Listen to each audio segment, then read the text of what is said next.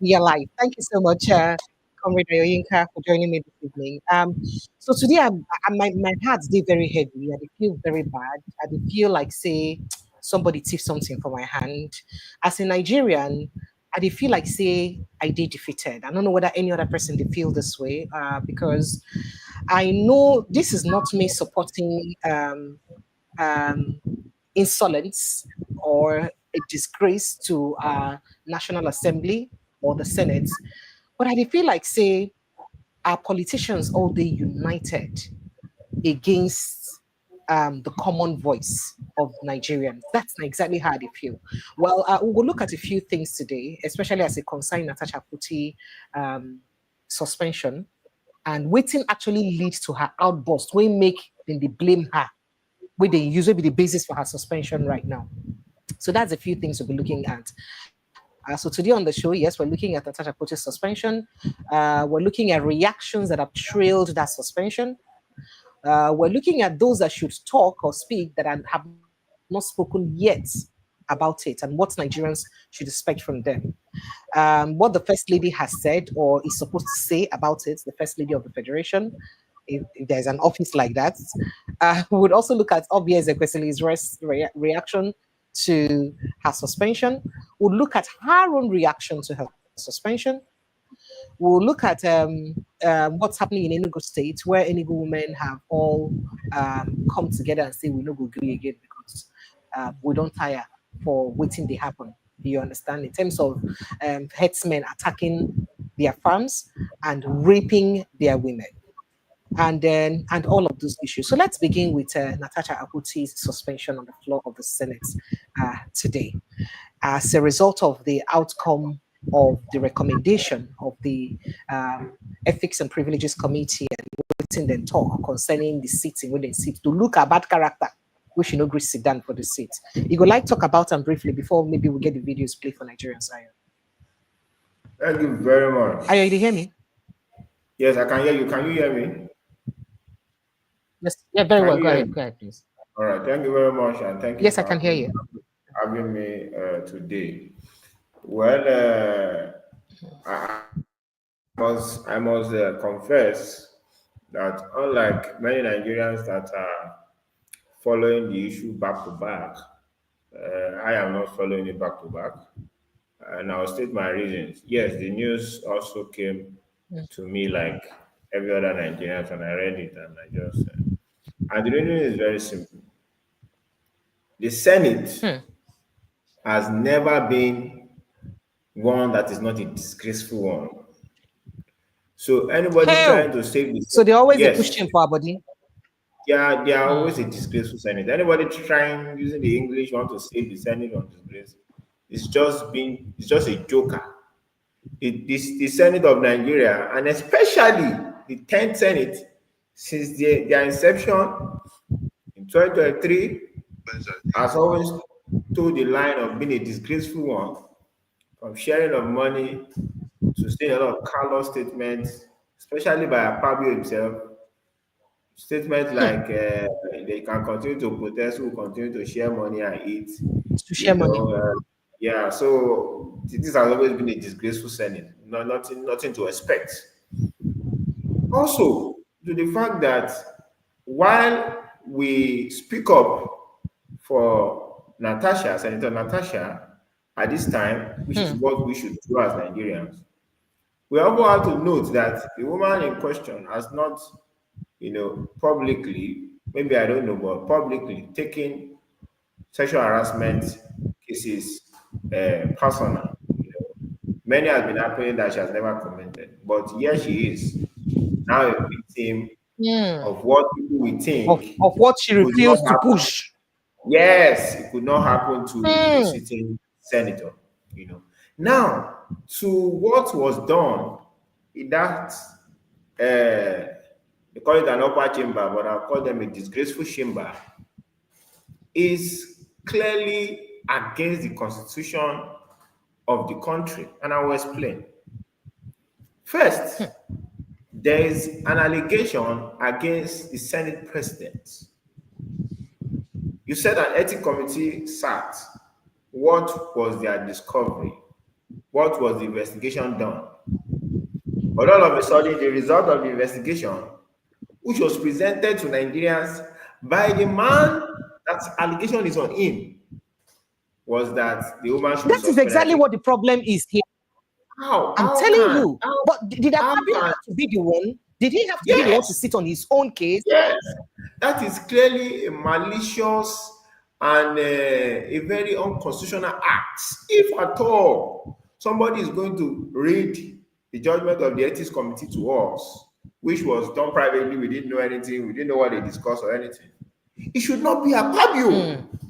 Because Akpabio is involved in the allegation, is involved in the petition. But he sat, maliciously sat, and declared that verdict.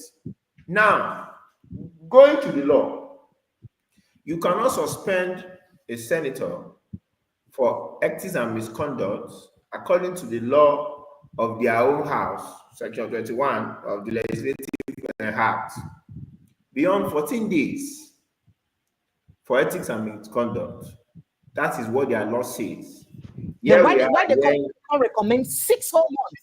6 whole months. So it is a malicious and a evil act, and it's unconstitutional. And it's also breached Section 36 of the 1999 Constitution. It's illegal, it's malicious, it's unconstitutional, it's wicked, and it's wrong. And the woman has the right to fight and try that action. Now, before they confuse and dissuade us from the issues, because now they want to turn the attention of Nigerians to that suspension. That is not going to be the issue that we are going to discuss. The issue is that a woman in the Senate alleged that because she turned down the advances of Senator Akpabio, he has refused to allow a motion to be passed more than 5 times. That is the concern of we Nigerians. Yes. My concern is not that... And which led to her outburst. Remember that that was what led to her outburst that made her refuse to sit on the seat allocated to her, which they are not trying her for now. So who is trying that action? What committee is sitting to find out if Senator Akpabio, who was also illegally made a Senate president, who is trying that act to confirm if he did that or not?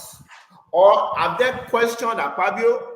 What is the result of the question? Akpabio coming to be the judge and the jury in his own case is illegal and is wrong, and it should be resisted. I advise Senator Natasha that now that they have pushed her away from the chambers for 6 months, she should head to the streets and protest as largely as possible. And she should use this opportunity of her strength and her position to stand against sexual harassment, because it is clear that 107 members of the House of the upper chamber, the Senate House, do not care about sexual harassment.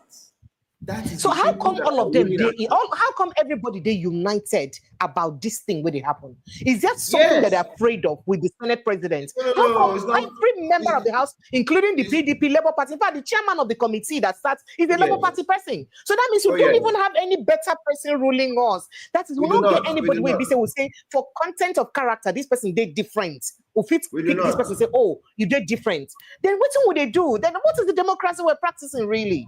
This is really embarrassing and disgraceful. There's no democracy anywhere. The ruling class are only united on what they will eat. They're never united on doing the right thing. To them, let me explain it clearly. To them, is a normal thing. Even if you as a lady is being harassed, or you have asked out, and they said, and Akpabio is frustrating your work at the house, don't talk. Continue to suffer silently. Continue to beg him. Continue to plead with him. And if you want to do, just do the needful and move on. They are doing it regularly. That is what he expects. You coming out to say it is shaming him, whereas he's a shameless man for doing that unprofessional conduct. So it is clear to Nigerians that when you are, in fact, they even printed an bill that said celebrating Akpabio for the International Women's Day that is coming. You know, they put Akpabio's picture there to tell you that, yes, he represents people fighting for women. Whereas in private, he's frustrating the action or the work of a woman because she refused to respond to his advances. It is a shameful Senate, and it's an opportunity for Natasha one. It's an opportunity for women's rights group, girls advocate to stand against the Senate. That all the petition and all the things you send to the Senate to help you fight girl child issue, you know that the reason why it is not stopping, the reason why they cannot do it is because they are also part of the predators in the society that are after our girl child. And it's sad. But I have no pity for Natasha in terms of the fact that she has been a member of that Senate. Things like this has been happening for years, and she has never discussed it. And me, I know she's not been a member for years. She came in 6 months late. She's not been a member for years. She came in 6 months late. But just like you said, she had the opportunity to immediately begin to push courses. You know she went through the courts. Yes, she went through the courts. In fact, that's one of the things she also said. She even mentioned, say, the house they treat those of them will coming through the courts, like say them be lesser senators. So they won't put them for they go put them for less committees. They go won't give them less rights. They look them like say them they don't follow because they don't start with them when they start. They look them like say them be more substandard senators. So that's why even their fellow first timers like Ireti will be her first time, and she too should be first time. Ireti will want to treat her like a junior colleague because she came in much later. Notwithstanding that they all won election, only be say her own election then be use rigging comota, and then she come later on go fight and for court, go get the election back. So these are the very nasty things. And there was something very important. Yes, there was something very important she stated in this her case when she talked about, say, in fact, make I go give one of the headlines of which we'll get today, first of all, very quickly, so that Nigerians gonna know the stories to look forward to today and look out for this evening. So this evening for Inside the Show, we'll look at action against Fubara, contain elements of treason. CISLAC, now they talk this one. And in case you wonder who CISLAC is, a Civil Society Legislative Advocacy Center. They're saying that the action where you see some people they take against Fubara say it is treasonable, it contain elements of treason. And then suspension, this injustice will not be sustained, Natasha to Senate. She said this injustice, say Enugu they sustained. And then we'll move on. Still about her suspension, there is quite a lot about that suspension we may have to look into. Okay. So, Ebonyi Senator says Natasha Akpoti had threatened to disgrace Akpabio over committee reshuffle. And I'm going to come to that committee reshuffle very soon because there was something she said about that committee reshuffle. Moving on to still that matter, Remi Tinubu's Senate doing the needful on Natasha Akpoti's sexual harassment allegation. But are they really doing the needful right now? I don't know. Are they really doing the needful? Okay. And then democracy aberration. In fact, obviously berates Senate for rejecting Natasha Akpoti's petition, saying a democratic aberration. Say in fact, saying na curse to democracy. We'll also look at the news about the Chief Judge of Rivers State going on leave for 1 year, as don't they confirmed as fake news. But let's go back, going back to Natasha Akpoti's issue, and based on what the senator just said, let me even quickly take what that senator said so that I'll give my reaction to it. Peter Waiboy, maybe the alleged that Natasha Akpoti-Uduaghan, lawmaker representing Kogi Central, threatened to disgrace Senate President Godswill Akpabio a day before she publicly accused him of sexual harassment. Now, Waiboy, the deputy chief whip of the Senate and lawmaker representing Ebonyi North, spoke on Thursday today when he appeared on Sunrise Daily, a program on Channels Television. So bottom line, in the talk, say she been don't talk, say she would disgrace Akpabio. So like it's a thought out plan, like now what she planned to do. Meanwhile, remember, during Natasha incident appearance for Sunrise Television, Natasha talk say the committee, first of all, say they stylishly, Akpabio started by stylishly denying her of what her rights were in representing her people. She was a member, the head of a particular committee, and then commote her for that committee, begin accuse her of frivolities. Part of the things they accuse her of, say the clerk who they in charge of the committee, been say when money enter inside the account because they allocate money monthly into those accounts. That when money enter, may they spend them. She said, no, why would they have to spend the money? That this money is for Nigerian people. That if there is anything that's got to do with things like law and all that, we need for legal interpretation, she's a lawyer that she can help interpret. But any other place where they don't have members of the committee to do the job, then they can hire people to do it and use that money to pay them and then leave the rest of the money. You understand? Now, she also alleged that when she take over that committee, 0 naira been there, almost 0 naira been there for the account of the committee. At the time she was leaving, the committee had over 13 million naira in the committee, something like that, in the committee coffers. Immediately she left. So, reached 2 weeks before she leave, the money for inside the account, they don't withdraw and finish. And now that clerk will be the teller me they share the money. They say because the person tell us, say that is how it is done. That is how it is done. So why are you being heady? Why are you not agreeing for us to share this money? That it is the tradition that anytime that there is money allocated for such committees and then the committee does not have need of the money, at the end of the month, they all share it because next month again, another money will come. Ayo Yinka, now waiting they carry our money, they do be this. And Natasha say, now because of all these things, now waiting make them come out as the person where they in charge of that committee because be like, say, come be like gang up against her, say she too do for inside the committee. Are you waiting this thing tell to people where be say we give our country in charge to take care of? Because it be like say Nigerians never understand saying a social contract been signed with their representatives, both leaders from all forms, executive, judiciary, legislative. As a matter of fact, especially the executive, you sign what do they call them? Social contract with them. Say take this our money, do this thing for us. Then in turn, you go do this thing for us. We too, in turn, we go do this quarter. So how is it that the people who put in charge of our country are this? I don't want to say callous. Are this insensitive to the plight of Nigerians? How can this be happening at a time when Nigerians know they see food to chop? Oh, if any other time when they say every Nigerian they enjoy, if they good. But why this kind of thing will continue? As you may say, it don't happen since we overlook them. Should it continue at this time? When most Nigerians are dying of hunger, and I mean dying in real times, not be say I exaggerate. If Nigerians will die in front of Aso Rock, if Nigerians bring plates in front of Aso Rock and collapse, let me give like 200,000 of them. You see all these people with the power, they will still not be moved. We need to understand that the people that are you serious? They don't care about us.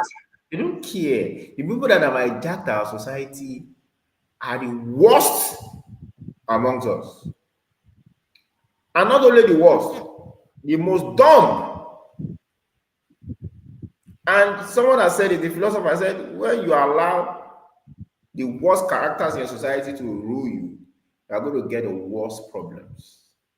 You just be shouting. Chai. All your wisdom, just be making that.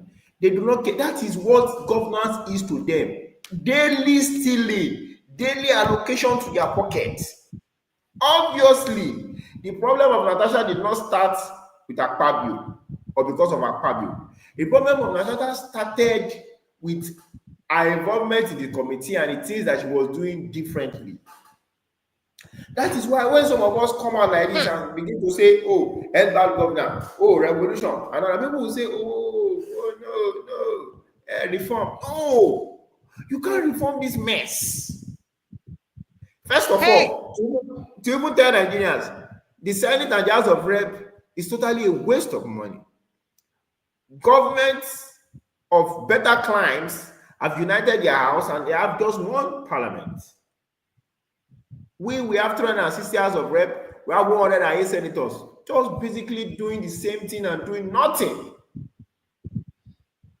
So it is clear that there are a bunch of corrupt people, including the elected, the clerk, the people employed and all. That is why it is difficult for Natasha to see support, because they just want this to continue the way they are. Money is flowing. You can see the way Akpabio came to the floor of the house the other day and asking them, I hope you have received your alert. That is why I'm here for you. Money is flowing. So Natasha just don't come and disrupt our money process, and we're talking about impeachment of the Senate president because of ordinary harassment. That's what they will call it, ordinary harassment. Waiting be her name talk. Waiting be this woman name again, Senator Itagiwa talk. say she's supposed. Okay. No, Itagiwa say she's not supposed to Yes. complain. Say she did sexually Yes. harassed. That That is what is harassment? And But that is she it. supposed don't grow past harassment. Are you serious? Are you kidding me? Harassment. You just play the Hell. game and say, Akpabio, stop it, Jare. You just use style to rub his head small. You will sign it. That's what he's trying to say. Now Natasha should go and play game. That even if Natasha don't want to go down with Akpabio, that there are ways she can do it. She can rub his head and say, Akpa, just touch him on his cheek. Akpa. If we sign the thing for you, that's what she's saying. Whereas that's what he's saying now. Whereas that is an abnormal society. We came here to work. I don't necessarily have to smile with you. I don't necessarily have to bow with you. I don't necessarily have to be happy. You don't have to be happy with me. It is the work that we should be doing. And it is for Nigerians to go back home, because all those senators represent senatorial districts, and call them to order.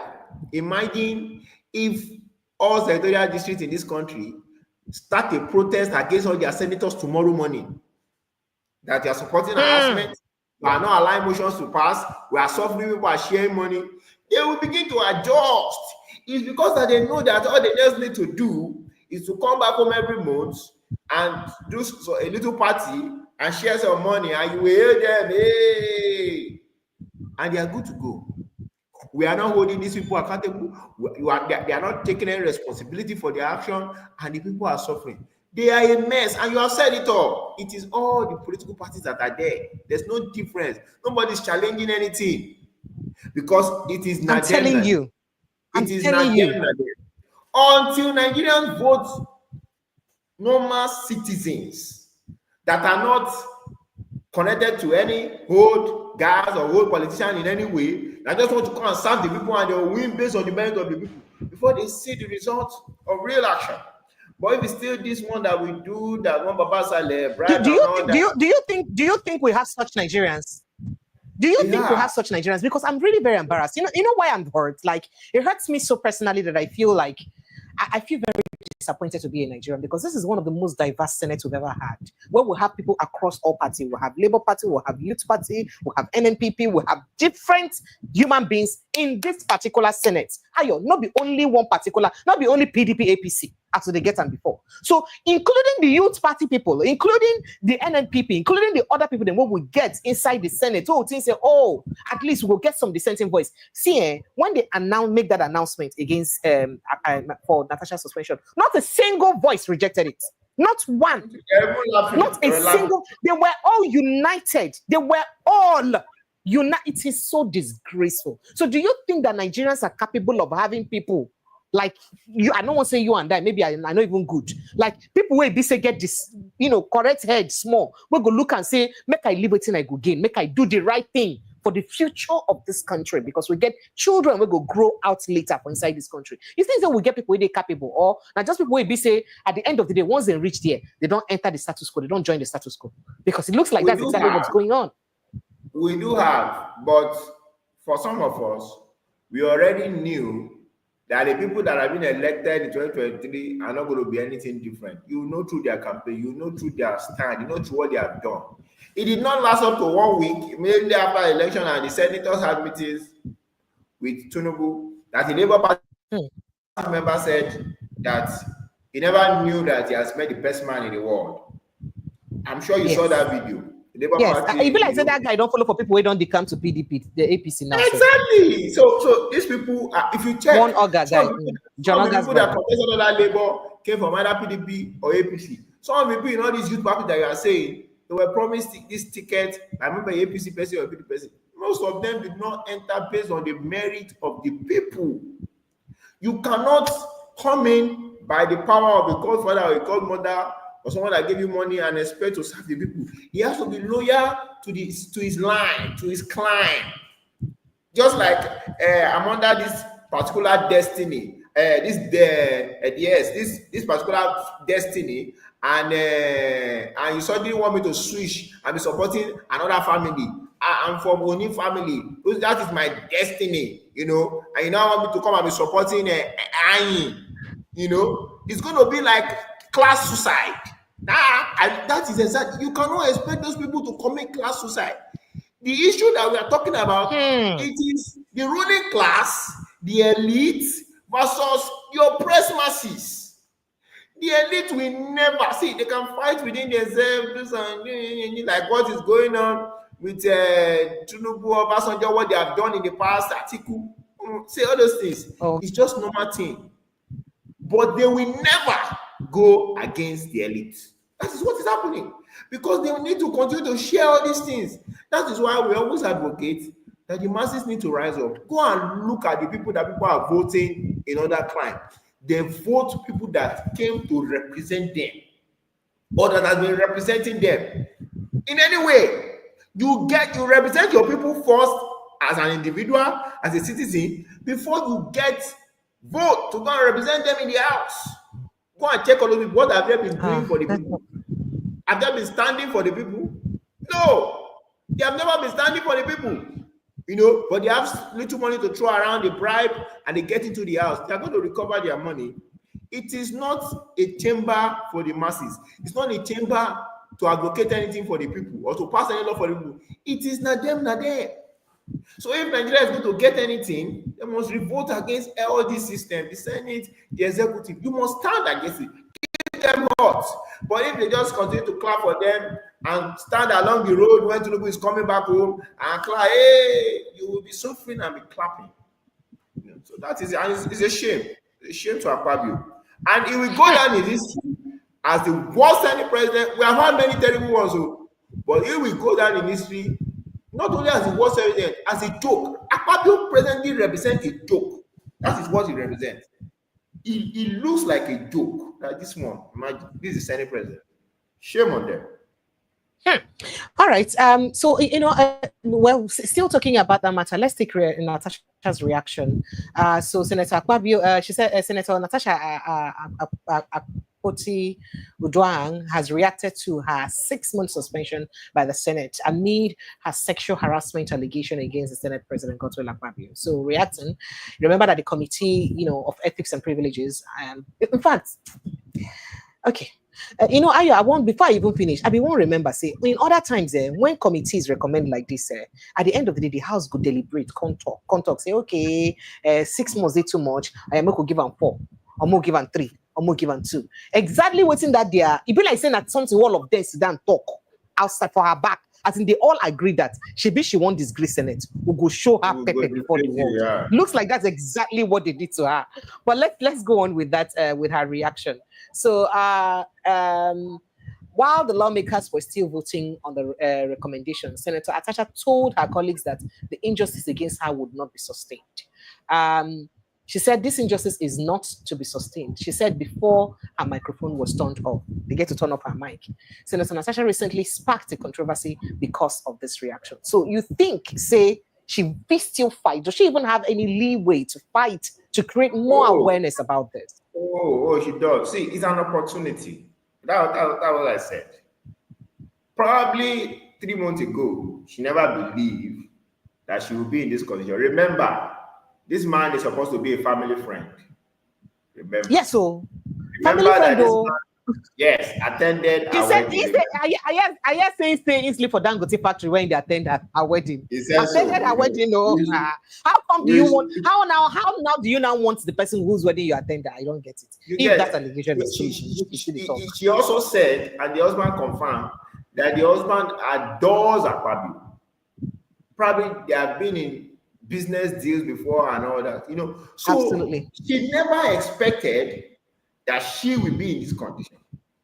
No, she never.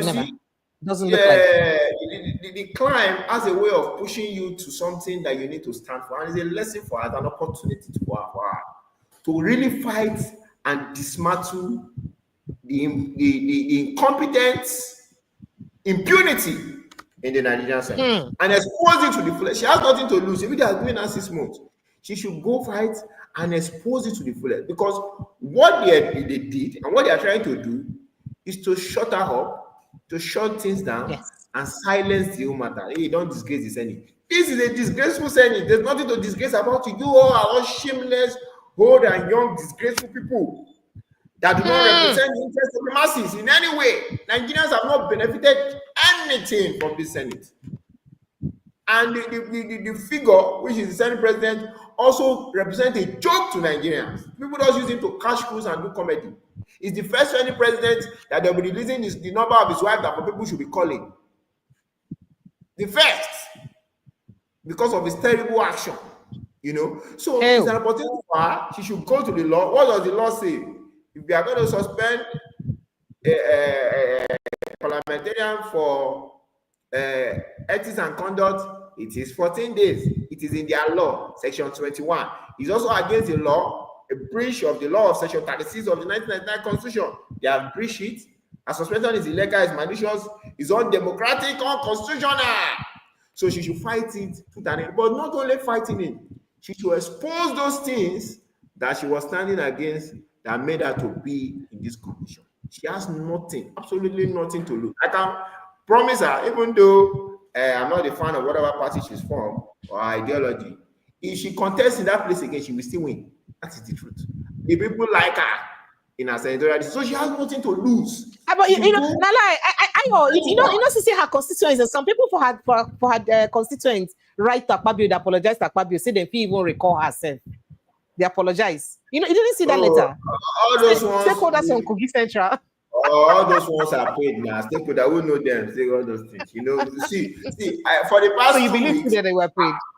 They're paid. They're paid. For the past 2 weeks, Akpabio has been doing a lot of media work. You know, a lot.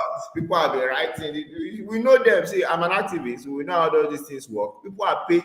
People are hungry. It's so terrible. Money is what drives society. It's only few of us that are not moved by money or anything. Money is what drives them. They just give them go and do press conference. Small money, ticking game, money that does not even last 1 week or 2 weeks or 2 months, you know. So that's exactly what is going on. Who has been releasing press statement based on Akpabio for the past 2 weeks? Why is it now that they realize that there's an Akpabio? You know, if you are working, as you are a minister now, you have done something, and it is working for the masses, I don't need you to say anything. I'll be discussing it. Who has been discussing Akpabio for 2 weeks? You know, for people to discuss, they have to make payment and do a lot of payment and all that. So, but if you really look at what our activities in our senatorial district, she's loved over there. They really like her.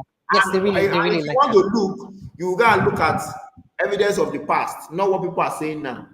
Go and look at our record 3 months ago. You will see what people have been saying. You know, she even contested for governorship at some point. Remember, she even contested at governorship. Against Yaya Bello, right? Against Yaya Bello. This woman, not be today. So, but make I comment. We'll go and play the video of what's that's proceeding today, and the way they hand her the suspension today, and how unanimous the House been day as they hand over the suspension. Remember, we still go Enugu State, where we say women for Enugu State, they protest killing and rape by within the temple and headsmen, where we say they disturb them for their place, and other issues we'll go look up. But let's go straight to the Senate and see how. Thank you, distinguished colleagues. Let us go into the prayers. Prayer 1. Dear Senate President, may I be given a chance to speak?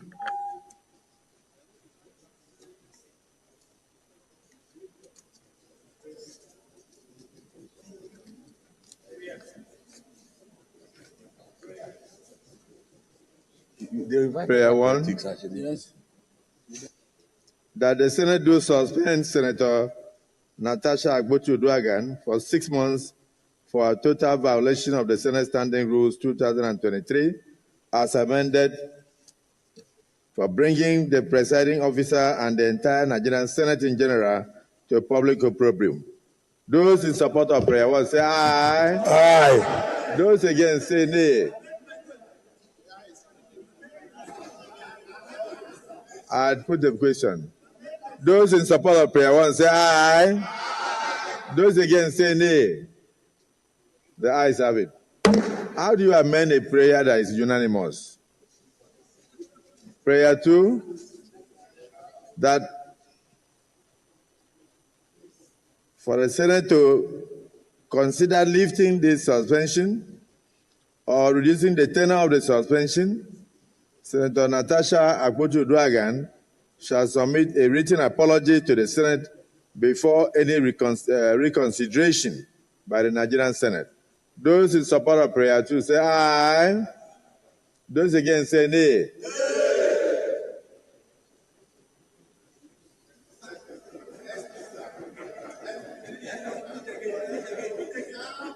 I don't think, Senator Baribe, as a landlord of the Senate, I don't think they heard what I read. So let me just repeat for clarity that for the Senate to consider lifting the suspension or reducing the tenure of the suspension, Senator Natasha Akpoti-Uduaghan shall submit a written apology to the Senate before the reconsideration by the Senate. Those in support of prayer 2 say aye. Those against say nay.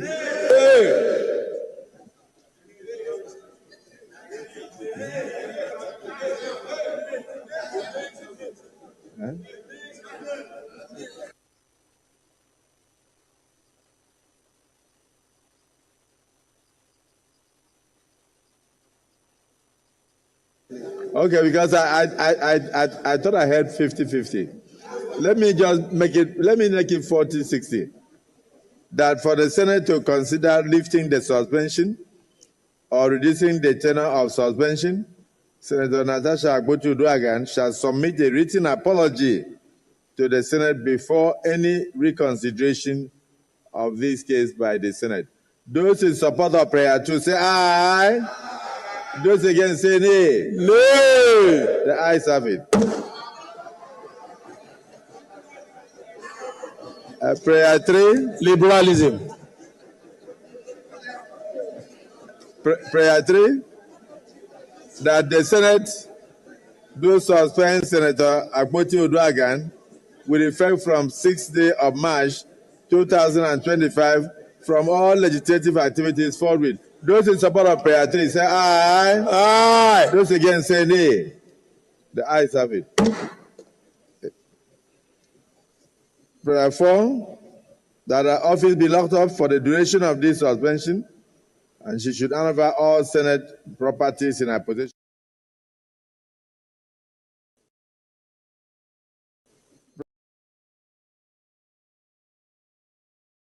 Prayer 4, that her office be locked up for the duration of this. Thank you. Prayer 4, that her office be locked up for the duration of this suspension, and she should hand over all Senate properties in her possession to the clerk of the National Assembly. Those in support of prayer 4 say aye. Aye. Those against say nay. The ayes have it.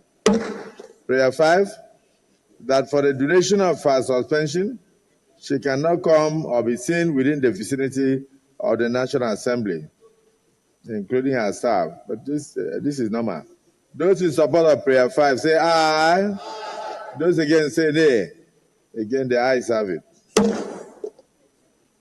Prayer 6, that our salaries and allowances, including those of our legislative aides, be suspended and withdrawal of all security details for the duration. All right, so AY, you see that one, and at the end of the day, they can't intervene. They made them continue to pay her aides then for the next 6 months because nobody then caused the trouble.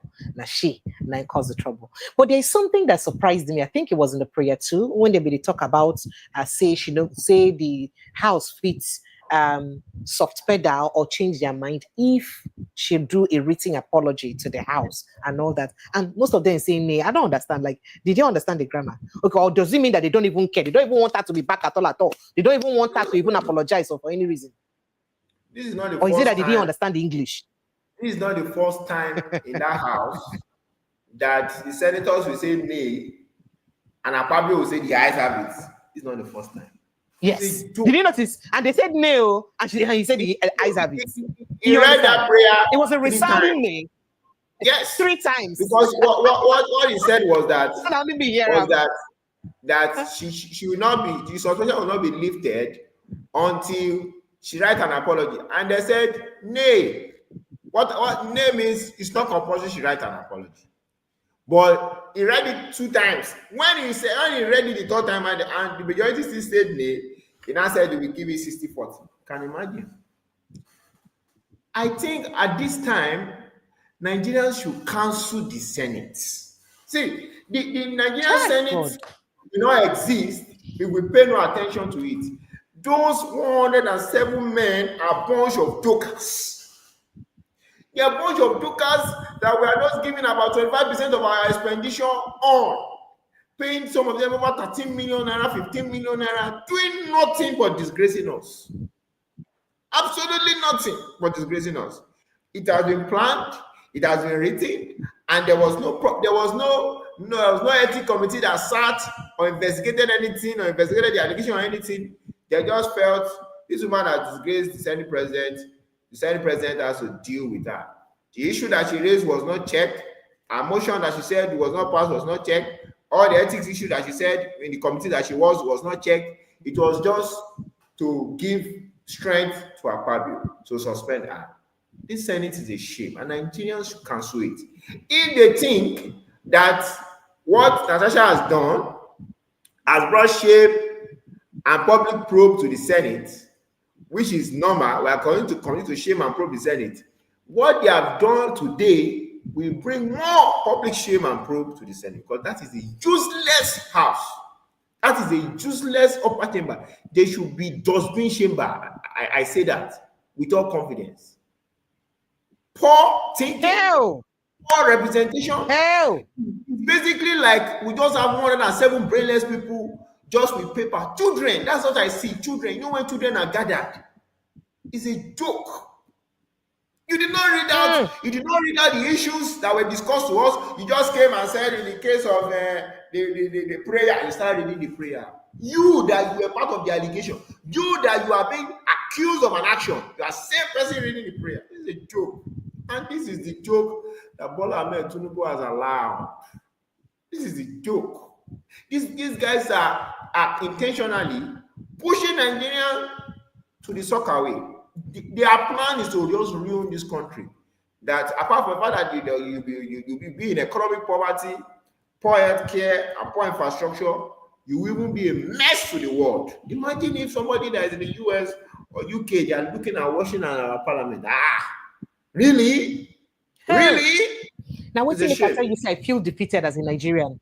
I feel helpless. Like I don't understand how I feel. I get embarrassed to call myself a Nigerian, seeing waiting play out for the house. The reason I played out that again is so that we see the way every single member of the house reacted to her situation. Now, nobody even paid attention or even mentioned that. Oh God! Nobody even paid attention to the fact that there was something that would have preempted her. It's TikTok. You know, all those TikTok people.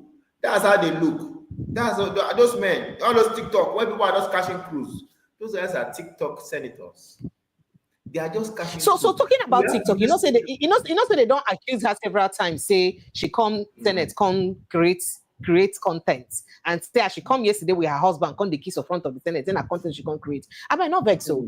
Now Natasha be the first person we don't bring a fan. Remember, so we'll get a rep member for this Nigeria. We bring in 4 wives to come say, God bless you. Say then they enough to be a local government. That one I waiting. These are my wives. It's a joke. It's a joke. They are the real content creators. So why it be say if some people do something, then they amplify them, but when others do the same thing, they go de-amplify them. Why they like that? Why they raise them for Natasha own and other people own they know they raise them? It's because she's standing against what they are enjoying. The problem is not that she brought her husband. The problem is not that she kissed. I don't know this one is not. The problem is that she's standing against what they're enjoying. Akpabio is allowing everybody to share the national cake. Just cooperate. That's what Akpabio is doing. So you don't need to cooperate, whatever. Just cooperate. That's what he's doing. So a woman that's standing against you that, get money. Yes, now. Yeah. Oh, and to let you know, there's money in the country. The problem is that few people are sharing the money. There's money, there's resources. Few people are sharing the resources, you know. But for me, Senator Natasha should not in any way be moved. The shame is on the Senate. What she should And not do on if I'm her. in her Is that what you shoes, think? if I am in her shoes, you said I should apologize. Don't worry. This is not the time for me to put more fire. It will be hot if I'm in her shoes. From protest to press conference to I should not enter the Senate. There'll be no problem. I shall be in the front. And I will expose everything that they have been doing, people that have been fighting. If you want to, you don't want the public to talk about your issues, they will do it. If I mean that's exactly what I will do. You have nothing to lose. And for a long time, the Senate will be a talking point. And there may be people who will be ready to sponsor such media rounds to make sure the news don't die. Make it continue. Yes. I don't mind. All right, so we could look about some. Could look at some reactions, right? Obviously, the former Minister of Education, has asked the Senate not to dismiss the petition filed by Natasha Akpoti-Uduaghan, Senator representing Kogi Central, for waiting they go on. In fact, for her Twitter handle today, Thursday, Ezekwesili said the Senate would be doing itself a disservice should it treat the allegation with levity. Have they so far treated it with levity? That is, they don't treat them like small thing, like saying no matter.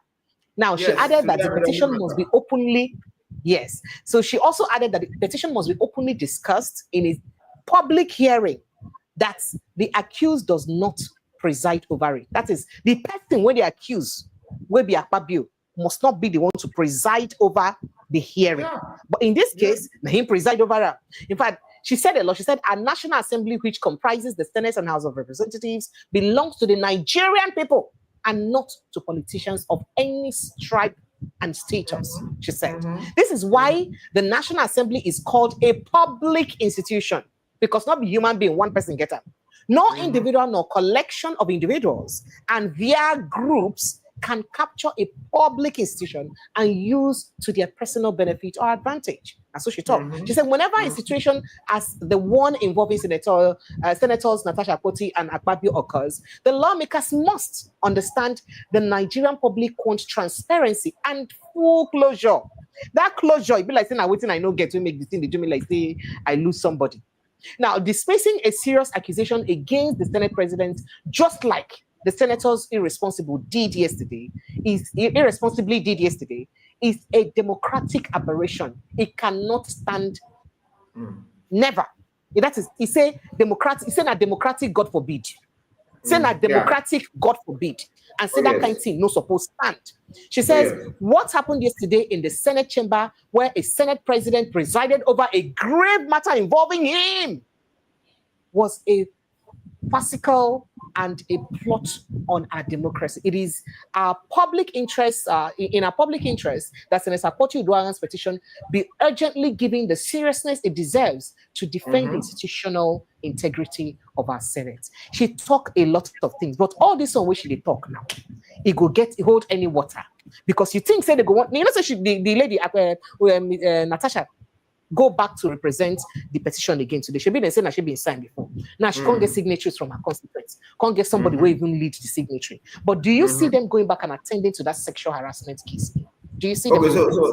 So the Senate is not qualified to handle this matter again. Why? Because obviously they are biased. Obviously they are not democratic. They are failed people. Obviously, they do not have the spine to sit and discuss an allegation against the Senate president. They do not. None of them do have that. But Nigerians have the right to probe this issue. That is why Senator Natasha has no other choice than to fight her. If he thinks she wants to go and dialogue and sit and beg, and because what they are doing is very clear. We hit you hard. Then you go back and we sit to dialogue, we talk it out, and you write one letter of apology, and you are back. And when you come back, just be quiet and focus on the issue. If she does that, not only will Nigeria bury her together with the Senate, they will drag her more than Akpabio, because that is her, going back to her comment. She should fight it in every way: media, public, social media, and the court of law, and street protest. And what are we protesting against? There is an allegation that you refuse to pass the motion of this woman because she did not answer to your advancement and your appeal for her body. Answer to that. Akpabio, shameless Akpabio. Answer to that. That is the question. And you will not be bamboozled by the suspension. That is the question. But she's not answering to that. Oh, you are muted. No, it's okay. Remember that this is not the first time that Akpabio has even publicly, before the Senate, looked lustfully at someone. Remember during Bianca Ojukwu screening for the Senate. Remember how people were saying that he was just lost at Bianca. And at some point, comments. In fact, we could go play that video about on Natasha's on Bianca's screening. Just a little.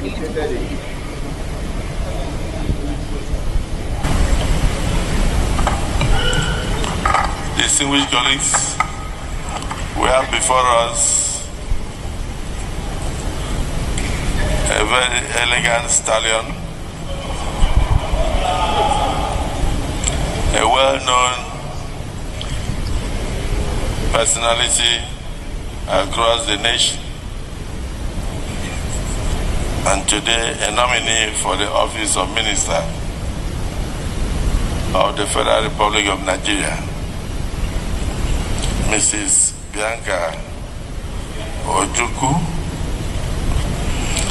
You may just proceed to Ambassador, actually, Her Excellency, Ambassador Bianca Ojukwu. You can summarize your resume and then probably answer one or two questions from distinguished senators. You have the floor. Thank you, sir. The President of the Senate. No, let me start with comments. Let me go to the state of Anambra. Unfortunately, may so rest in peace. She comes from the senatorial district of our late brother, Senator Ifeanyi, who is not here. And the closest person, the two closest senators after Ifeanyi will have to say something about the nominee. Because it's from whom that we know you. Distinguished Senator Victor Ome. Nobody can fault. Restrict yourself to her resume. Otherwise, we'll go into social media and Google. I will ask a question. Who touched my Bianca? Mr. President, you know me. Because Her Excellency Ambassador Bianca. That don't touch my Bianca. And throughout he was talking to her, he was just blushing. The man just smiled. He said just the draw like say, oh, you know. And remember the Joy Nunez case too, the former NDDC acting managing director. She said she slapped him because of the intention and all that. And this person of saying get utmost respect. And in the react, saying get big respect for women, saying mama train them well, a single mother train them well, and saying in whole life he never ever accused, he never ever harassed any woman before. So following waiting Obi Ezekwesili talk, how we see the Senate going back. I be even see say they will go back handling this issue, or it could just pass like that and we move. They will go back with enough pressure from the people. That's the solution. See, when you have an irresponsible government, the only language that they understand is an awake people. If Nigerians stand against the injustices that happen in the Senate and take to the street, that you must probe this, you are a public office holder. If there's an allegation that is public, you must be treated public. We want the issue of Akpabio and Natasha to be probed publicly. They will do it. They have no option. Can they stand Nigerians? It's because Nigerians are silent about major issues. Nigerians, some people still feel that it's this issue that just will be passed along. They will go back to it. Also, a judicial court can give them standing order on what to do. And the judicial court can request that should be restated back to the Senate immediately on what to do. Because harassment and refusing to allow a motion to go can also be tabled in the court of law. You know, these are their legal issues. Again, so they can go back to do the right thing, but they need enough push. But they continue to give Nigeria the impression that sexual harassment is not important. It is important. They continue to give Nigeria the impression that play the game. That is what they are saying. Play the game. You don't have to come out as someone is harassing you. Just play the game with Akpabio until your motion is passed. Enough of games. We have played enough games that have ruined this country. Games of where a clerk is sharing the money that belongs to the people. Games where emotion that affect the life of people are not allowed to be passed just because of a man is desirous of a lady. These are games that have to stop. And it's an opportunity for Natasha. She should lead that struggle and she'll be victorious. There's no way the Senate will get all right, so there's no way. They have disgraced themselves, the shameful Senate. Oh wow! All right, so let's go to River State. We'll go to River State, then we'll go to Enugu State, where I told you that some women from inside Enugu State, they protest, talk, say don't do, say Fulani headsmen don't let them enter their farm. Saying so they rape them, they rape their women, they kill their men, and then they go their farm again. And I also would love to let you know that Nnamdi Kanu don't move again to stop, according to Ramsey, make federal government do the right thing so that they no go triumph unjustly. But before we get to that point, let's visit River State as the Civil Society Legislative Advocacy Center, CISLAC, don't describe as treasonable felony the actions where they perpetrate against Governor Siminalayi Fubara of River State since in start office. Say the kind of way they don't do since in start office. Say they qualified to be treason. Now, Mr. Gimba Hassan, legal manager of Transition Monitoring Group of CISLAC, made this assertion in a statement today, Thursday, in Abuja. Do you believe that the things that have been done against Fubara is treasonable? In fact, he said that it is my belief that some of the actions against Fubara contain elements of treason under Section 37 of the Criminal Act Code Act and treasonable felony under Section 40 of the same Act. And he further quotes, when you examine the use of violence against the governor, the burning of the State House of Assembly, the withdrawal of his security, and the deployment of thugs to take over the local government councils during election, it becomes clear that these acts were intended to intimidate and empower the governor, which falls within the legal definition of treasonable or treason or treasonable overpower the governor rather, which falls within the treasonable felony or treason, as it were generally. Hassan noted that the River State House of Assembly 48-hour ultimatum for the governor to represent the budget was unlawful and lacked legal backing. As a matter of fact, remember, say they not just give them 48 hours to represent budget, they also give them 48 hours to sack everybody with their appointee we get and make the measure so that they appoint those people again immediately. Anyway, let's get your thoughts, your reaction on that, including the chief judge. You know that. So you know the game that is going on here. So if the chief judge no come from their side, if they impeach him, you understand, the chief judge will not consent to the impeachment. So the chief judge has to be somebody that is on their side, so that if they impeach their own camp, so that if they impeach the governor, the chief judge go consent to impeachment. But right now, the chief judge, it'd be like saying they're on the side of the governor and they're saying be illegal. They even called him what's it they call him? Imposter. Where they claim say in the chief judge. Oh, let me quickly get your reaction before we go to Enugu State. You know, this is not the first time that Rivers has always been a very turbulent area in terms of their politics. But this is not the first time that the governor and the former governor will be heads-on immediately after the former governor gets into office. The difference now is that, and there was something similar. There was an Amechi who was also a minister and a Wike, so that we're not going to be like, we have never had someone that had federal power before that was former governor Rivers.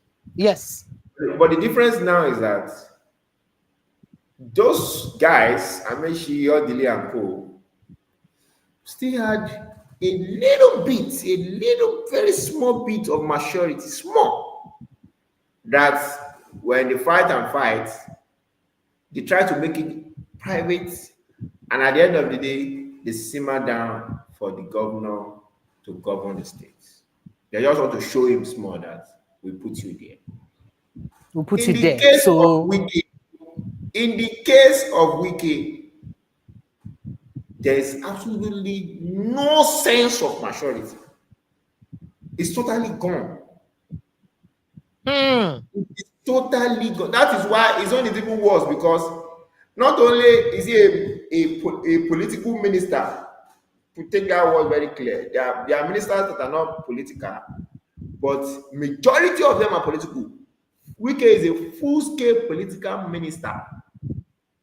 You cannot be a former governor, former local government chairman, and just be giving minister position. Wike is not giving minister position because of his good in building roads.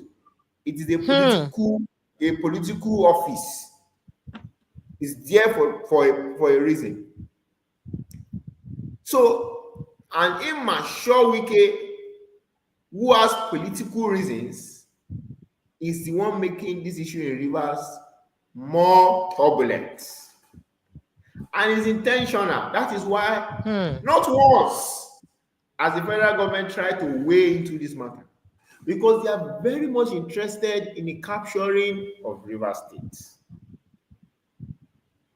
And I just, pray that this issue do not continue to get out of hand, because it's either the former governor shows maturity, simmer down and take his hands away from the politics of Rivers, or the governor say, well, let me answer, which rarely happen, or it goes into further chaos. We have already had the burning of a chamber, we have had talks taking over local government locations. We have had many uprisings in Rivers just because of this issue. And it's clear as a statement that whoever made that statement, that when issues like this are happening around the government that just came into power recently, it's clearly an issue against his office, which people will call probably treason, It's clearly because that man have not been allowed to have a safe state to govern for the past 2 years. All thanks to Wike. Law is not being obeyed. Judiciary are bribed to pass a judgment, and everybody is just doing like talks. While some of us are not on anybody's side, because they are all the same thing. If Ubara also leave power tomorrow and install a governor, he will also do the same thing. It's a circle. We call out to the federal government to wake up and do the right thing. Not for them, but for the masses. Because you have also stopped the allocation of these people. So how are the people of Rivers faring? How will they pay salaries of their workers? All because of a governor, former governor, and the governor at loggerheads. So what is happening in Rivers in 2025, so-called 24 years after our democracy, is a shame that adults are behaving like kids. There is more order in the animal kingdom than in Rivers State and in Nigeria. Oh, now my state be that to take it easy now. Why are you behaving like this? There's more law in the animal kingdom. That's too heavy. That's too heavy. There's more law and it's sad. All right. Okay, so let's go to another issue before we still get to Enugu State. Many have expressed dissatisfaction over the distribution of food and what they described as an attempt to win public support of his father's second term. Now, Nigerians have taken to social media to criticize the visit of Seyi Tinubu, son of President Bola Ahmed Tinubu, to northern states during Ramadan. Remember seeing done the breakfast recently with different group of people. Some they say the outrage was centered basically on the idea that youth who should be protecting or protesting hardship were instead receiving handouts and then, of course, snapping pictures with him. Now, Seyi visited Minna, the Niger State capital, I think yesterday, Wednesday, March 5, where he was seen sharing food to youth who eagerly accepted them and smiled with him and told him thank you. The act, however, did not go down well with some Nigerians who questioned the purpose of his visit. I think one Muhammad Al-Haji Sani criticized the visit, saying, when asked what is the purpose of Seyi Tinubu's visit, he was claiming he's coming for iftar. When did Seyi Tinubu become a Muslim or Is he using the fasting period as a convenient tool to gain access to people? So a lot of them are saying that, well, enough is enough. We'll not go fit worship father finish, come back, come worship son. And remember that again, this whole idea of Tinubu becoming the president, the governor of Lagos State is also another issue where a lot of people they talk about. Say, oh, we'll go worship father finish, we'll come worship son. So at the end of the day, now one family now be say the country will day for their pockets. And do you think that their worry is legit? Well, first to say that politicians have no religion. That's the corporate.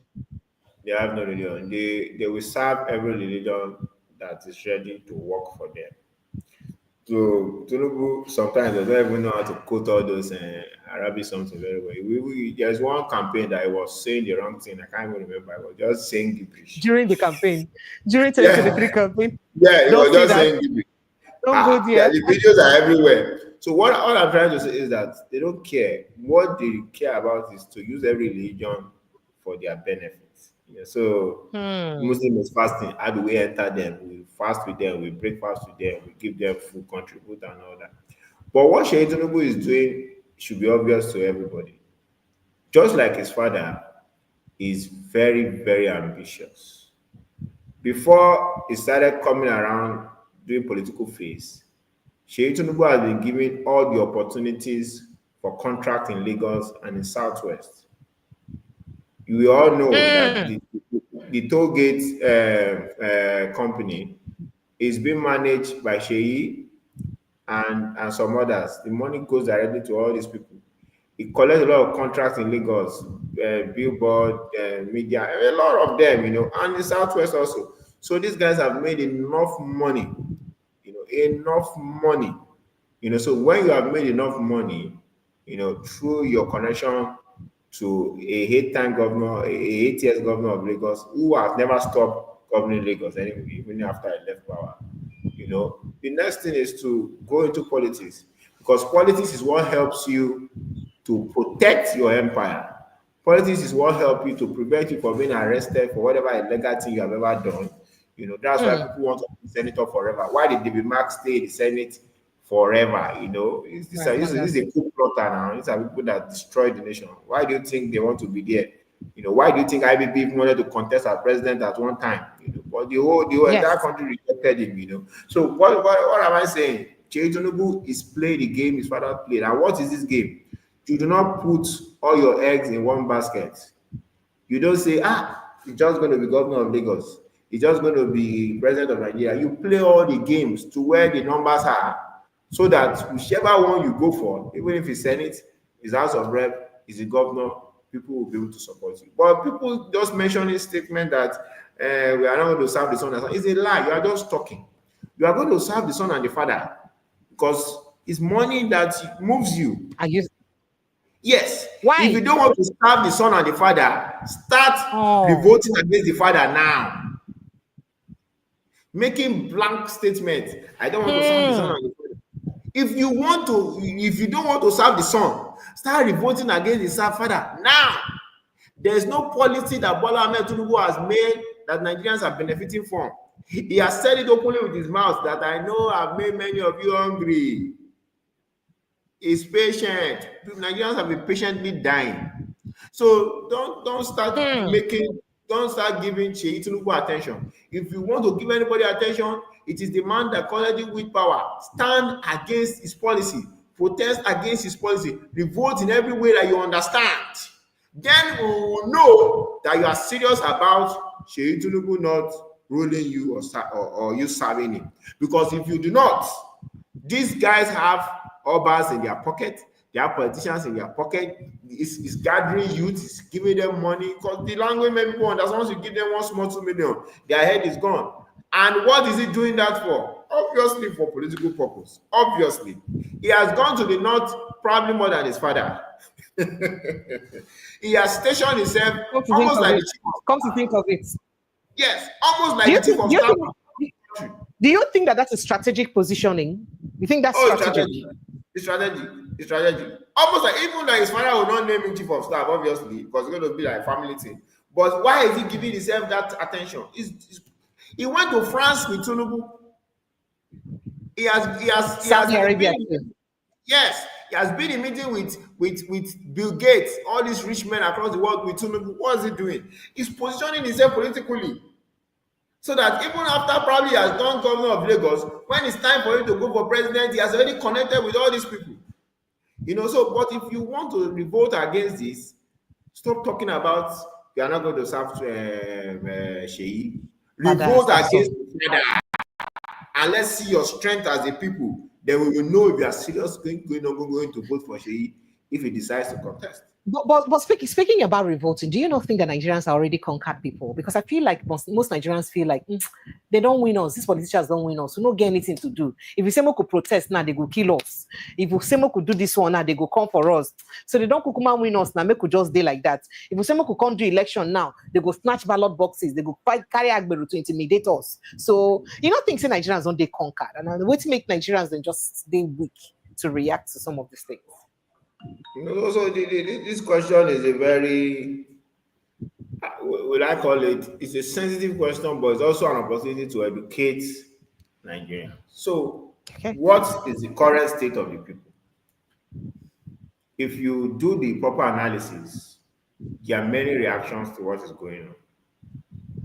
A lot of people have turned into the survival mode, which is simply serve the oppressors so that you can be getting crumbs to survive till you die.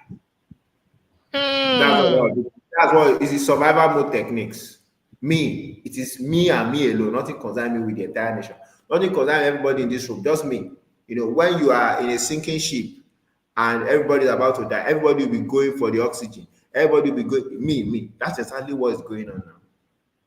And the country is sinking. But whereas, if everybody is sinking, put us together, they can actually stop that ship from sinking. But it takes real education and real awakening to let them know that stop trying to survive alone. Stop trying to hijack every resources for yourself. Let's stop this ship from sinking. When we stop this ship from sinking, the resources will go round because nobody's going to drown. So the few people that are still doing that education, I'm telling you, those few people is enough to liberate any society. And there are examples, and I'm going to give historical examples. The French Revolution happened because of bread. It was just bread. And bread. You know what? Before this bread problem, workers have been suffering. Yeah. They've been so it'd be like saying an outburst. Yes, they'll be collecting peanuts. You know, they'll be going to work. You see them almost dying on their way. Nothing people were saying that they were hearing, but bread just spark their brain. There is a country in Africa here that people like us that were preaching that people should wake up, revolt against the country, get your country back. One of their main educators said a statement that he might not even live to see the revolution because he was sincere, because he saw that people were just gathering around, were not ready to stand up. Guess what? The revolt happened the next day. What are we trying to say is that, just like the Bible, when you say, oh, you are the only prophet, God or Holy Spirit or whatever told Elijah that, who told you are the only prophet? I have 300 somewhere that you don't know about. Nigeria will get that revolution, no matter how terrible it seems to be. Because anything can spark a revolution. It can be two people. It can be one team. It can be plenty of people. Revolution does not have to be that everybody is awake. Because when the revolution happens, you have no choice than to wake up. Because life and death will be before your eyes and you have to choose one. So, because of that, many of us don't get discouraged. What we're always doing is we are updated to lead, ready to lead when that opportunity comes. So yes, majority of Nigeria is in survival mode. It looks like there's no hope, but it comes sometimes like a thief in the night. Singapore is an example. China and North Korea is an example. These countries were in their mess 60 years ago, 50 years ago. Rwanda is an example. This country were in war. We're not fighting. Nobody's killing people like that now. People are dying, but you can still be in a place and say, okay, I'm still relatively safe. In Rwanda in 1992, they lost millions of people. But go and check those countries today. So if I just come and say, well, yes, Nigerians are not conscious, because of that, we're not going to get a revolution, I'm wrong. Because there are countries that majority were not conscious and they still got it. What I will tell those ruling us is that I pray that they are all alive when they push this country to the brain, because they must witness that revolution. The people that have stolen, that have killed people, must end up in jail in this country. Babangida that did a coup against Nigeria, that cancelled a free and fair election, even if it's one day for him to die, he must spend his life in prison for putting Nigeria in this condition. All of them must be alive. And if they are lucky to die, their children that are ready to inherit their criminality must also experience it. So we will get this country better. When there is life, there's hope. There is It's only if you have Thank you. government. Okay, so let's look at what's happening in Enugu State as economic and social activities have been completely shut down in Eha-Amofo in Isil's local government area of Enugu State. As thousands of women, not even hundreds, thousands of them staged massive protests against Fulani headsmen, the incessant attacks and killings and rape in their area. Now, these women are drawn from 7 autonomous communities. They blocked 2-kilometer stretch of the Nkalago, Eha-Amofo, Ikem Oboloafo, and Federal Highway. So it's a highway and the entire highway, and they said they need to do again. This protest, as I speak to you, I think it's way back on Tuesday or so that they've been protesting. The protest follows a similar one on Tuesday. You see what I said? A similar one on Tuesday. This one, I think they talk so, but they also had it on Tuesday by hundreds of the women from Eha Ohala, comprising the Nguji, Umujove, and Abo autonomous communities. Now, what's in be these women? They say Fulani headsmen don't let them hear word, especially during harvest season. Say Fulani headsmen go full all their farms like this. They need to let them drink water drop cup. They rape their women. They kill their men and their women.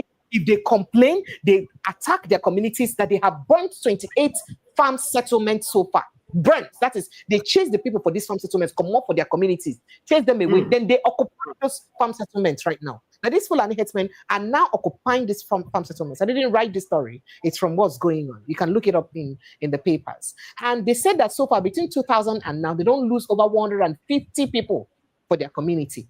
So Fulani headsmen. And the way they shock them past now, say these people need to share boundaries. Say they need to share boundaries with Fulani. So how Fulani then come know them to come attack them like this? And what's in the pain them pass? They say then tell security agencies, say they go just come. You know, say Southeast right now, they under military, military presence. So with the whole militarization of the Southeast, they're not even still helping issues because this thing is still happening. That's why these women enter streets. So they need to do again. So they say, what they tell security agencies, say what they will just do is just to roam about for 2 days and they don't go back. They don't arrest any of these headsmen, even the ones that they manage to see. They don't do anything. Like it's like they're deliberately treating the case with levity. Like say that they treat the thing anyhow. So you don't even consign them what thing that they go through. Now, their major source of livelihood will be their farming. They don't go farm. They don't get food to eat. If they say they go farm, they go rape them or kill them. So what do? Ayo, now the plight of Benue State people too. Some people for Plateau State, they go through the same thing. So what's in they happen? How do people? So most middle belt states are going through the same attack. Now it don't spread to the Southeast. Ayo, what people won't do? How people won't manage, especially at the time when Nigeria, they go through a lot. When people no see food chop. How they won't manage? It is sad, honestly speaking. I've said it before, and I wish I could feel the pain of those people, but there's no way any of us can understand it. It is sad that you put people in pain and hardship, and the thing that God has blessed them with, that they are still even trying to survive with, they cannot even enjoy it because of insecurity that the government is supposed to solve. The primary duty of the government to protect. Okay, I don't know if you've rejoined me. Have you joined back? Yeah, I'm here. Apologies. Yes, go ahead. Okay, Power to outage, right, protect yes. Go ahead. the life of the citizen. That is the primary responsibility of the government. But they cannot do that. Responsibility And they will of- still be so yes. proud.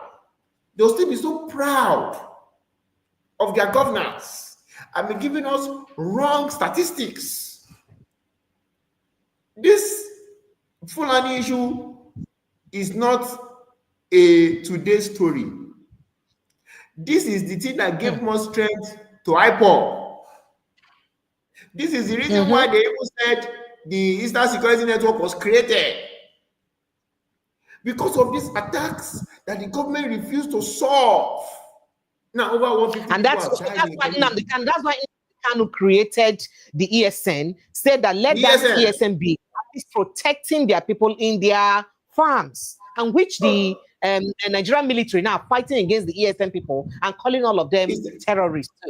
Terrorists. Whereas when they pointed out the terrorists to you, you refuse to deal with them. It is a shame on Bola Ahmed Tinubu's government. It is a shame. And to those people that are protesting, that is the only thing to do. See, anybody that tells you to write letter, anybody that tells you to call the police, you are dying, you will die. You will continue to. The only thing to do is to fight before you die. That's the only language. In the East, I have people there. There are police and security checkpoint everywhere. What majority of them are doing is to extort people. Hey! Did you hear that between December and January, they made over 2 trillion naira on extortion from the security agency? Oh, yes. On the they want to be there. That is what people that are bringing palm kernel from the farm, they were extorted. Everybody is extorted. They don't care about insecurity. I reported a case by myself in somewhere in Edo or so. Yes, I think Edo. I called the police bureau by myself. He linked to the DPO. The DPO could not do anything, even though they knew where kidnappers are. So we have a security system that don't attend to issue of kidnapping, don't attend to terrorist attack, don't attend to Fulani Headsmen attack. They say, just die. Continue to die, you die. We pray for you. We console you. You bury your dead. People should not sit in their home and die. They should block all the roads. That is the only way that they can attend to them. Even though they are not going to do something permanent, at least. Because how do you solve the issue of security? You use intelligence to catch the culprit even before they carry out their action, and you go face them when they are there. Protect the people. The Nigerian security agencies are not ready to protect people. Our security agencies are private security for politicians. Their duty is to protect politicians and big people. So citizens are left on their own. So when you are in that condition, there's nothing else to do. What else? What will I tell you to do? Will I tell you to go and carry gun? If you carry gun, they'll say you are carrying arms. You find yourself in prison. The thing to do is to hit the streets. Everybody, whatever form of protest, they want to naked themselves. Everybody should be on the street and saying enough is enough, and they should not leave until they see solutions. Don't come and allow any politician to come and read speech to you. Solutions, and a shame. Their first banner should be Tinubu must go. That should be their first banner. If a president is allowing you to die in numbers without any statement, without any care, it does not deserve to be president.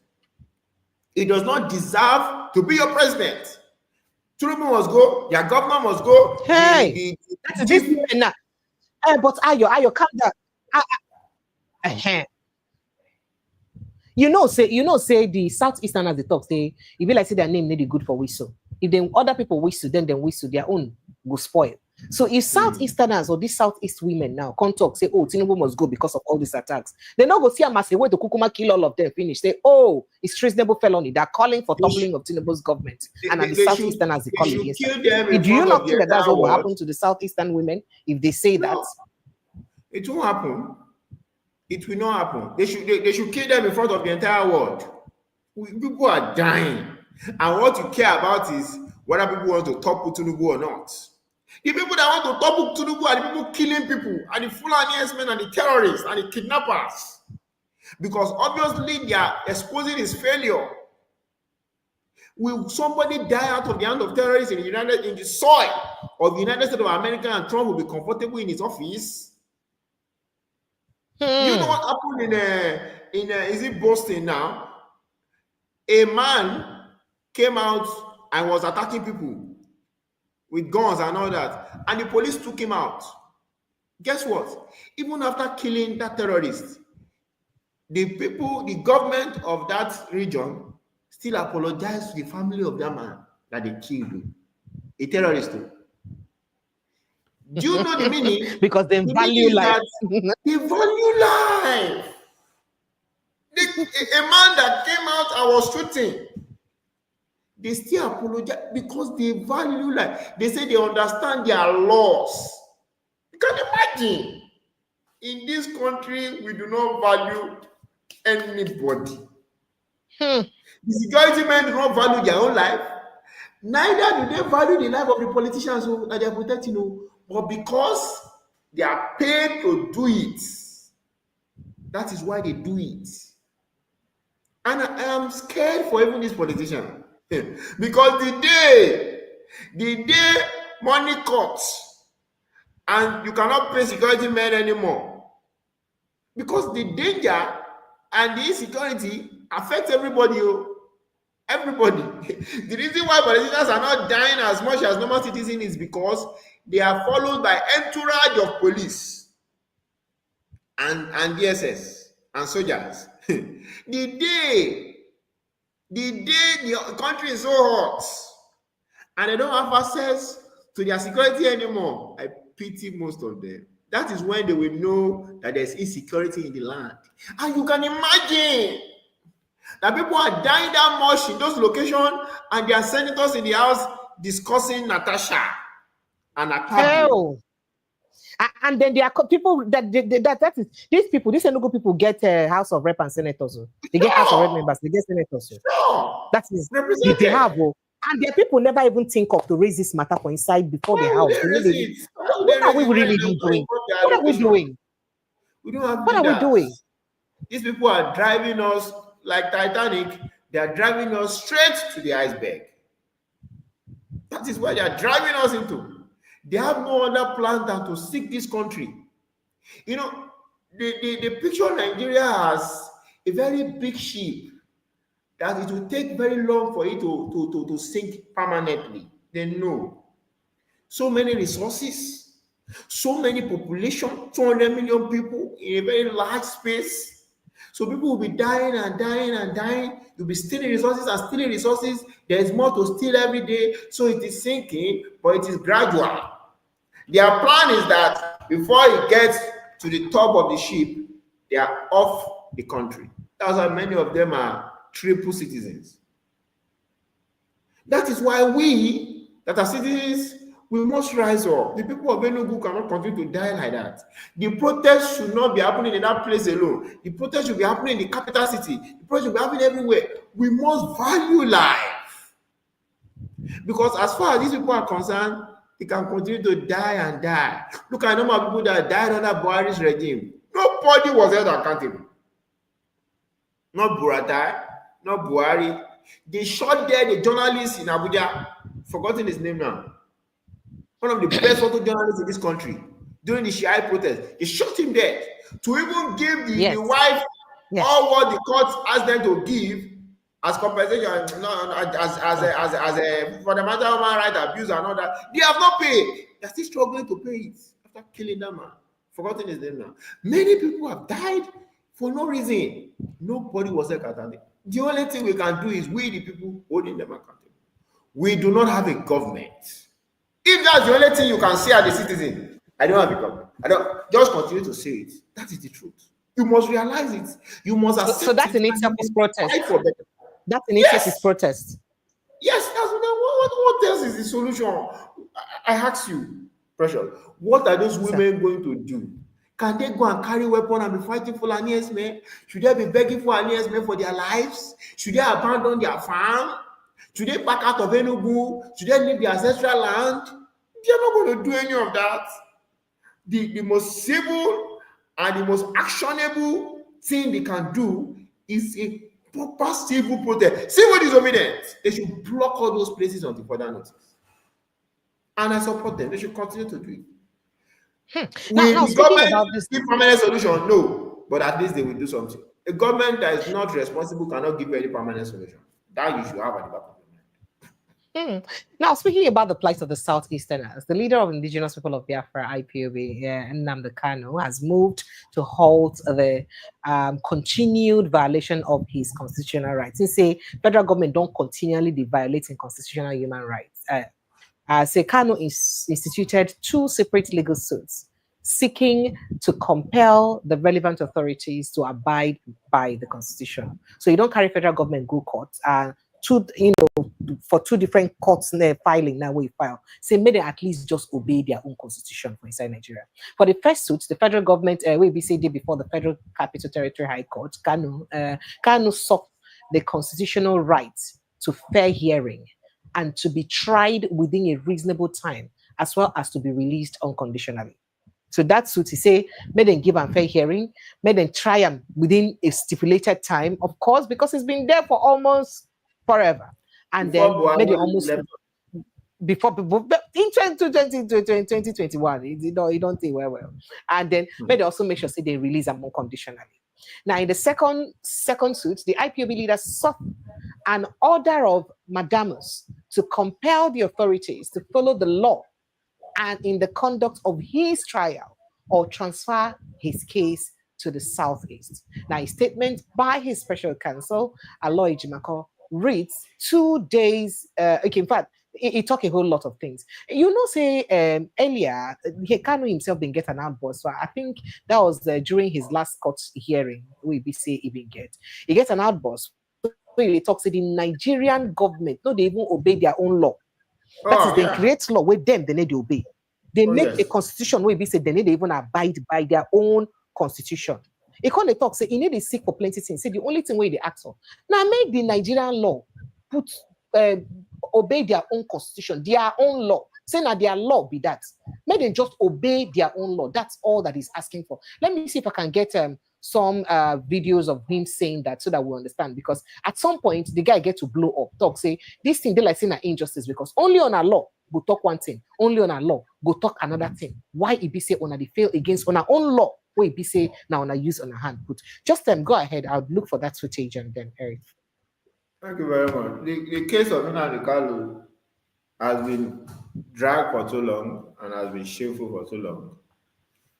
Since 2021, you kidnapped him. That's the beginning of the story. First, it was kidnapped, of course. First, you took him to court, and it was granted bail. You went to his home and attacked him with soldiers. He had to run for his life because of that. And since then, you have been hunting him until you finally kidnapped him from a neighboring African country and started an illegal trial. And even though he started an illegal trial, he still won in court, and the court ordered you to release him. But still yet, from then till now, 2021, 2025, it's almost 4 years. You have put this man in illegal detention of the DSS. He's just basically under the arrest of the federal government without no court order. Just so that you can control a narrative. And they have been using him to play politics. There are statements that say that Tinubu promised some Southeastern politicians that they should support him, that he will release Kanu for them. And after that, he did not release Kanu. And he's there. And they have been filing. But there are solutions to these things. And we always tell these people, we do not have an independent judicial system. Our judicial system is one of the most corrupt in the world. Statistically, they collect bribes, they collect houses, different coffers. These guys are very corrupt, and they are basically also sworn in an oath of silence. That even when they leave office, there's a little to what they can discuss about the damage they have done. A little, even those that talk, they just see around the corner. So if you're going to get any form of justice from that kind of system, you have to revolt. I don't know why Nnamdi Kanu will be having case in court and people will not be protesting massively on the streets of Abuja, of Lagos, all around the southeast. But they won't protest. Probably they are waiting for people to protest for them and they want to get Nnamdi Kanu out. Tinubu is still using the case of Kanu for another political game. That which kind of game? Which kind of game? It's a game. What Buhari did was that I'm going to keep you until I leave power. When I leave power, I dump your case with the next person to handle. Tinubu also is also keeping him until he finishes 4 years. That is his plan. Let me even finish this my 4 years first. When I finish this my 4 years, towards the end of my 4 years, I will renegotiate with your people, and they will confirm to me that they are going to support me. And also, when I release you, probably at the beginning of my 5th year, my next tenure, you're not going to give me any problem. That's what they are doing. So them as bait now. That is it. And the arrest and the continuous kidnapping of Nnamdi Kanu is obviously worsening the situation in the southeast. Obviously. Because there are clearly people in the bush causing havoc because of Kanu is in prison. There are people also that are not in the bush, but because their leader is not available, they are the one leading and they are not doing. There's nobody to hold responsible. Unlike before, you know. But the government do not care about that. They do not care about the unrest in the southeast. They do not. What they care about is that they continue to be in power and they continue to get support towards winning an election.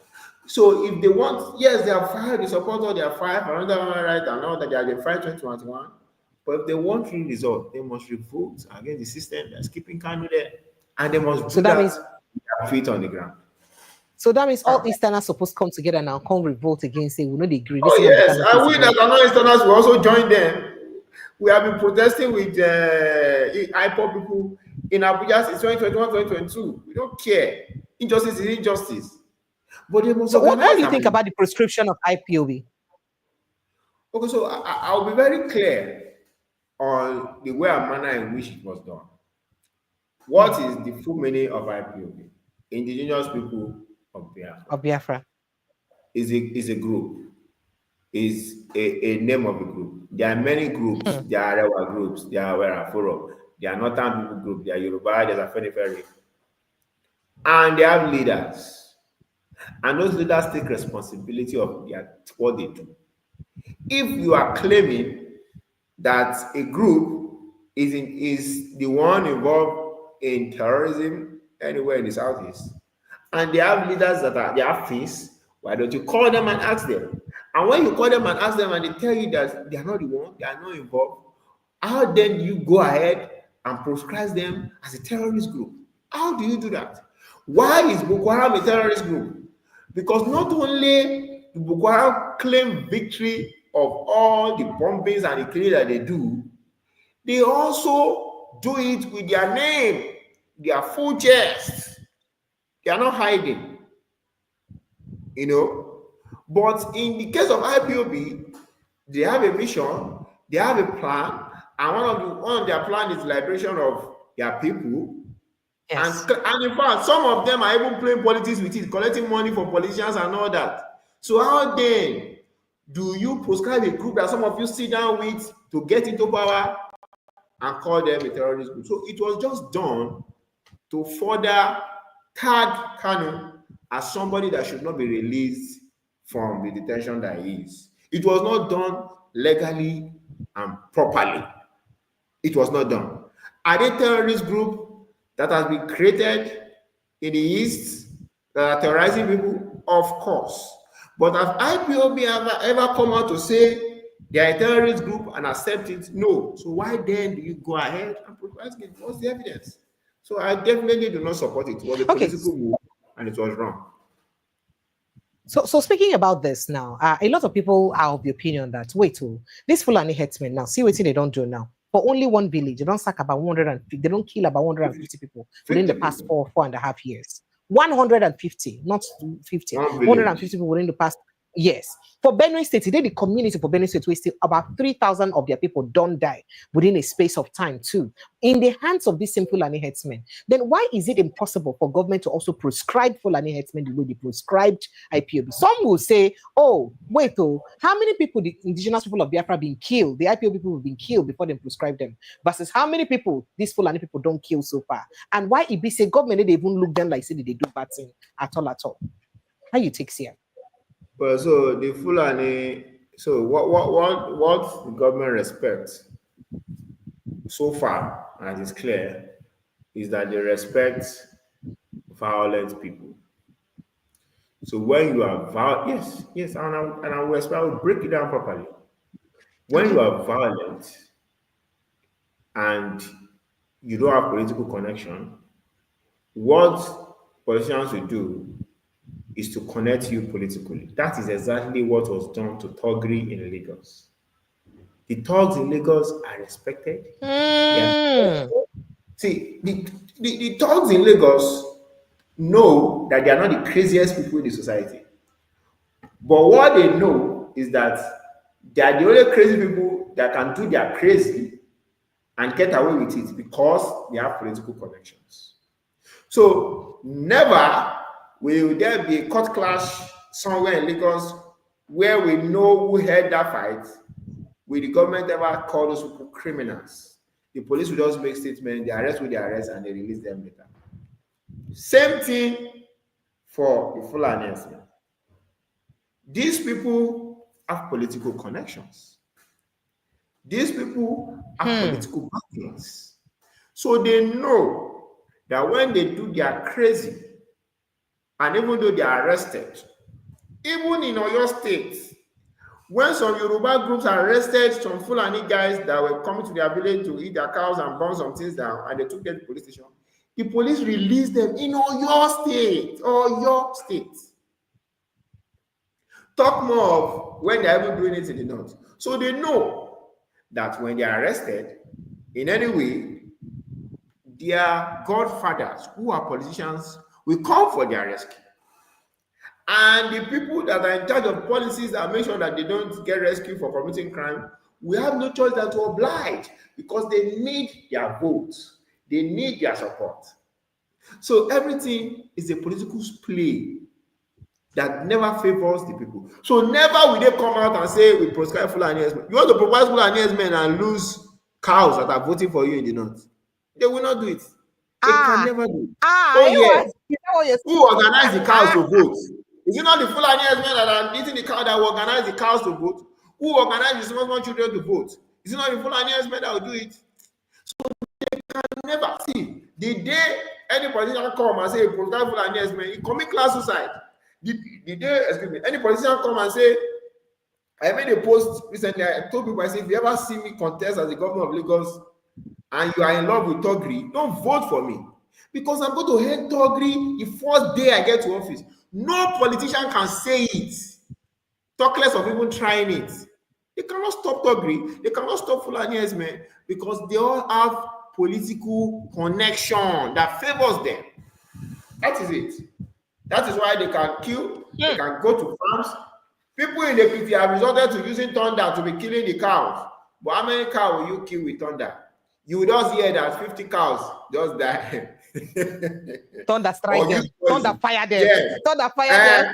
That is not justice, because you have a justice. But this is not fair, because there are footages of people where people will even carry loan, use go farm, and invest in farming, where these cows then go clear all their yes. It's really very sad. It's really very, very sad. All right, so let me just let you know, Nigerians. Go ahead. You want to go ahead, AY. On the final thought on that, you want to do Ruga for cows. How do people rear cows in 21st century? It is farm settlement. Nobody moves cow all around anymore. Nobody does that. You put them in a large farm settlement and you bring the food to them. That you don't have grass in your location is not an excuse. They are food transporters. They have large lands in the north. Do barricade around your land and settle your cows there. Get water for them. and transport food to them, pay transporters to bring food from the southeast, bring food from the south, and take it. That is how people do farming now. But you still want to be beating cow from location to location and going on people's farm. And the government. But you know that many will say that many say that they're nomadic in nature, that's their nature, that they know they stay one place. So their nature not to walk from one place. You're nomadic in your location. You can't nomadic into my farm now. Nomadic in your location now. Nomadic to another country. Go to Niger. You are nomadicing into another. Who does that? Will you go to this politician? Did they go to Liverpool or England and see cow? What do you in Lagos? Even in Lagos here, cow will be crossing the road with you. We'll be waiting for cow. Is that ever done? And they go to these countries. These are times and seasons. Things are changing. If you tell Aboki that Aboki, you cannot carry your cow from state to state. Stay in this location. He will dare not stay. We will obey the law. But Aboki are over the law. Some of them don't even pay tax, and they start beating cows up and down. And they have gone. Immediately they are eating your cow, your food, and you come out to challenge them, they dagger you, or they shoot you down. It's a terrible society that we live in.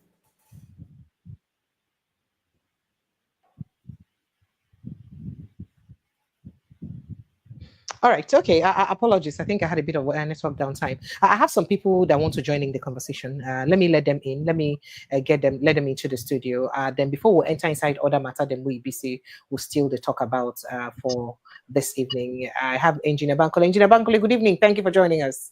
Welcome. Engineer Bankole, can you hear us? Sir? My beautiful Prepre. Oh, how sir, stop it. I like it. Thank you.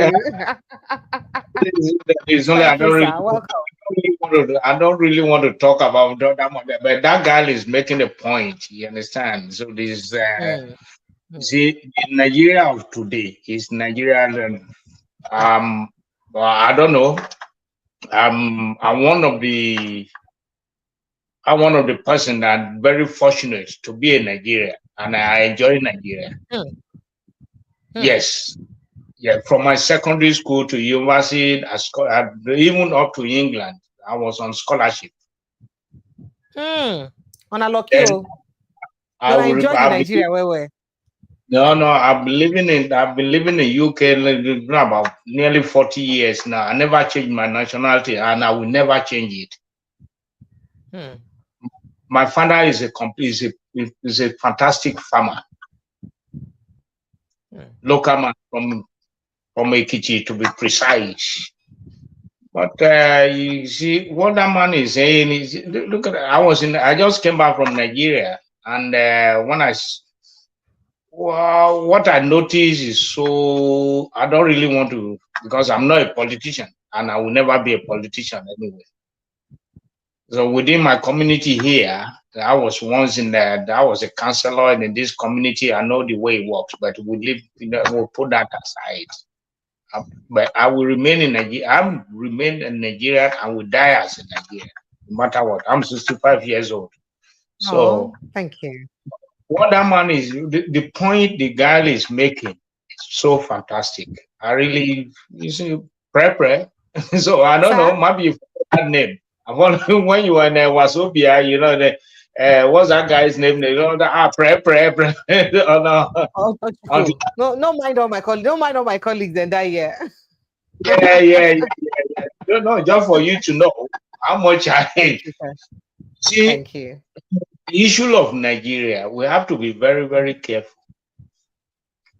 We're careful in the sense that we have to build ourselves and be a Nigerian.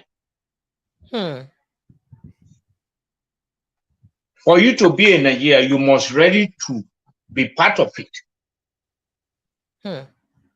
Then you have to be ready. Look at what it does. Look at all this. I don't want to use a very strong language. I don't want to put a strong language. All this shenanigan with the national. What's it called? What did they call it again? It is the national. All these your lawmakers and Look at all this. It's so disgraceful. Even when the lady made that statement yesterday, you know, there's a representative from United Kingdom. So if now for UK, this thing happened for the parliament, how it is that they will treat the matter? No, if it happened, in fact, even ordinary rumor, the man is gone. That is the rumor, not be say the person come and talk. They don't have to don't have to set it with immediate alacrity. Let me put it that way. So it's not that this one, all this. Look at what happened in Lagos. You see, we're running. I don't know. I don't want to come into this. I mean, I'm not really interested. I just like you, and I like your program. I've been following you. So it's not something I really. But what that guy is, this young fellow now, this young man here, is making sense. A lot of people, but because you know, tomorrow, probably the Nigerian government, they will be looking for him to pick him up. God no go agree. This one don't they talk since so he get coconut head small. Maybe today begin talk. Listen, that's Nigeria. You understand? So that is what I was in Nigeria, and I think I featured one or two program, and the immigration is said, "Oh yeah, I'm a professor." But but Nigeria made me. I didn't make my Nigeria. So how do you feel about as somebody who's benefited from the country so much? How do you feel now that the younger generations, and also they come up now, don't get anything with the feel benefit for the country? How do they make you feel? Pray. Let me I'll go back to your colleague call you. Let me you see. Most important is that while I'm actually I enjoy Nigeria. Nigeria sponsored me when I was in the University of Ife. I only paid 25 naira 25 kobo to each.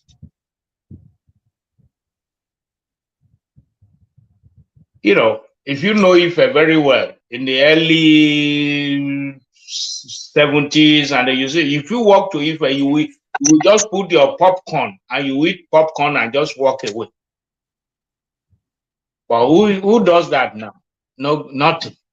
If you could, in fact, I was anyway.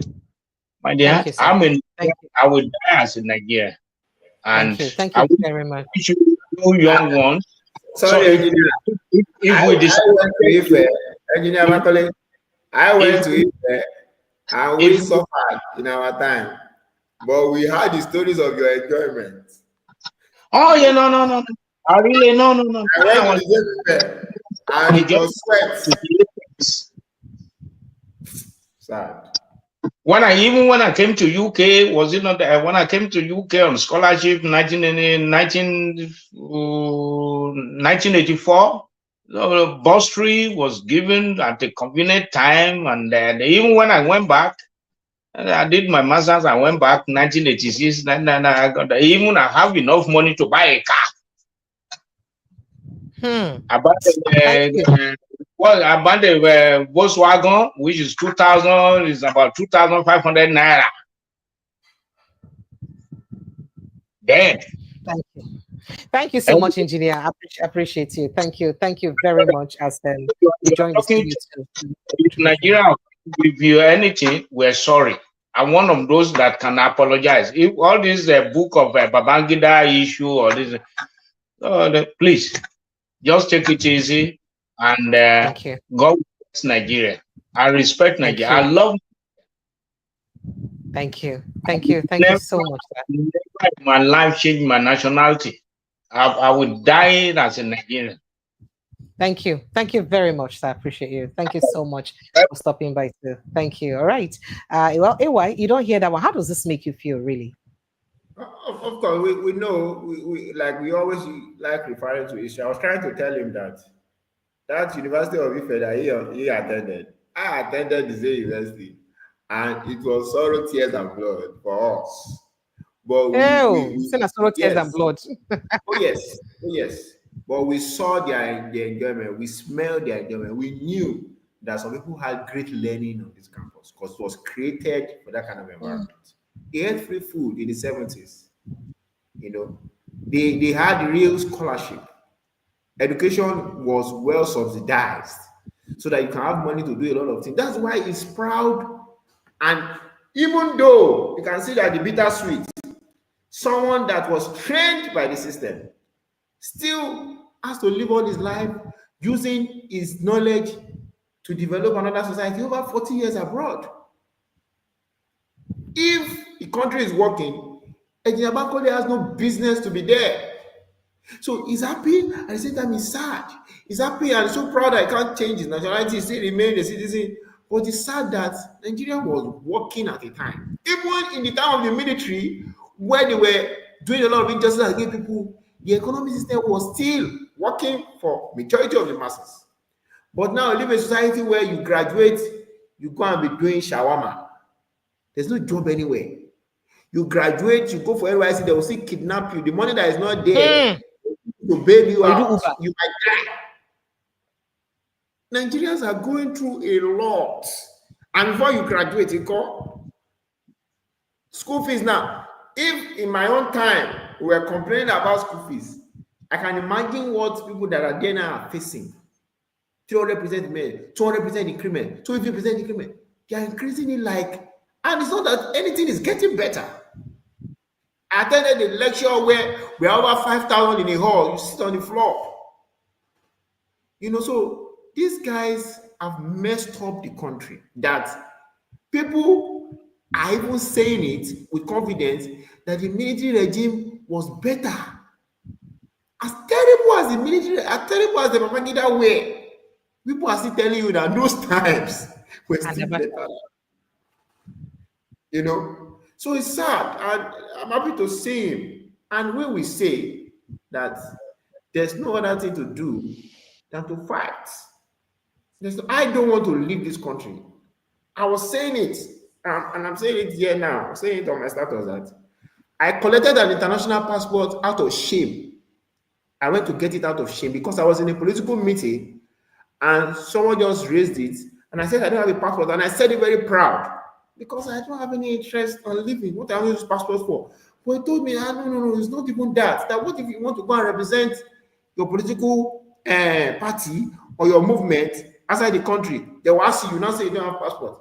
I went to get passport out of shame. Why? Because I was not even thinking that I need to leave the country. Because we want to get this country better. We want it to work. But these guys are not interested in the country working.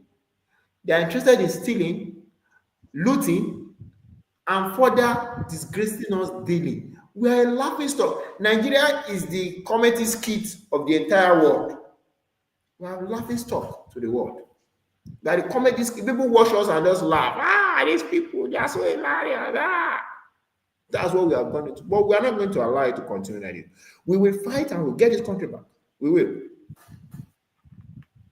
All right, so let's look at something that happened today, AYF, from inside Lagos State. Apart from the building collapse, yet another building collapse. And we hear say death row told so far don't rise to 15 to about 4, and 15 people now don't be rescued for inside that building we collapsed on Lagos State. But still speaking about Lagos State, there was a little altercation today as the armed military men today, Thursday morning, stormed the Ikeja Electric headquarters, brutalizing civilians and destroying the property of the power company.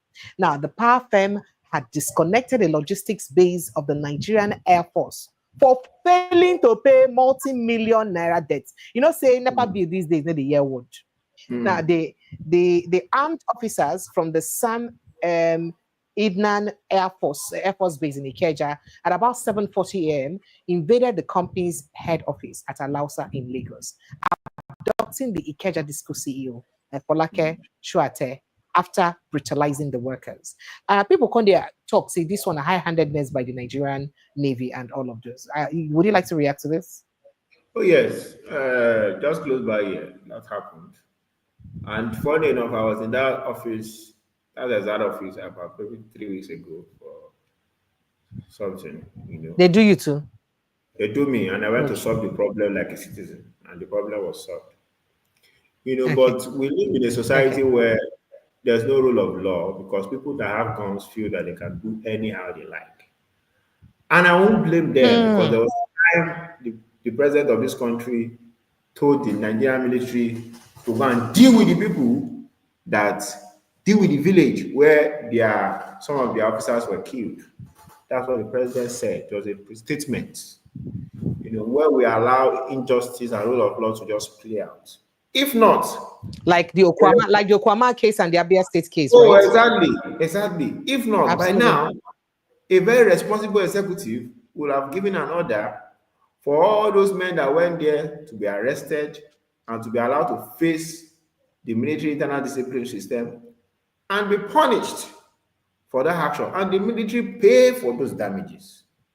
But I bet it with you that no government will do it.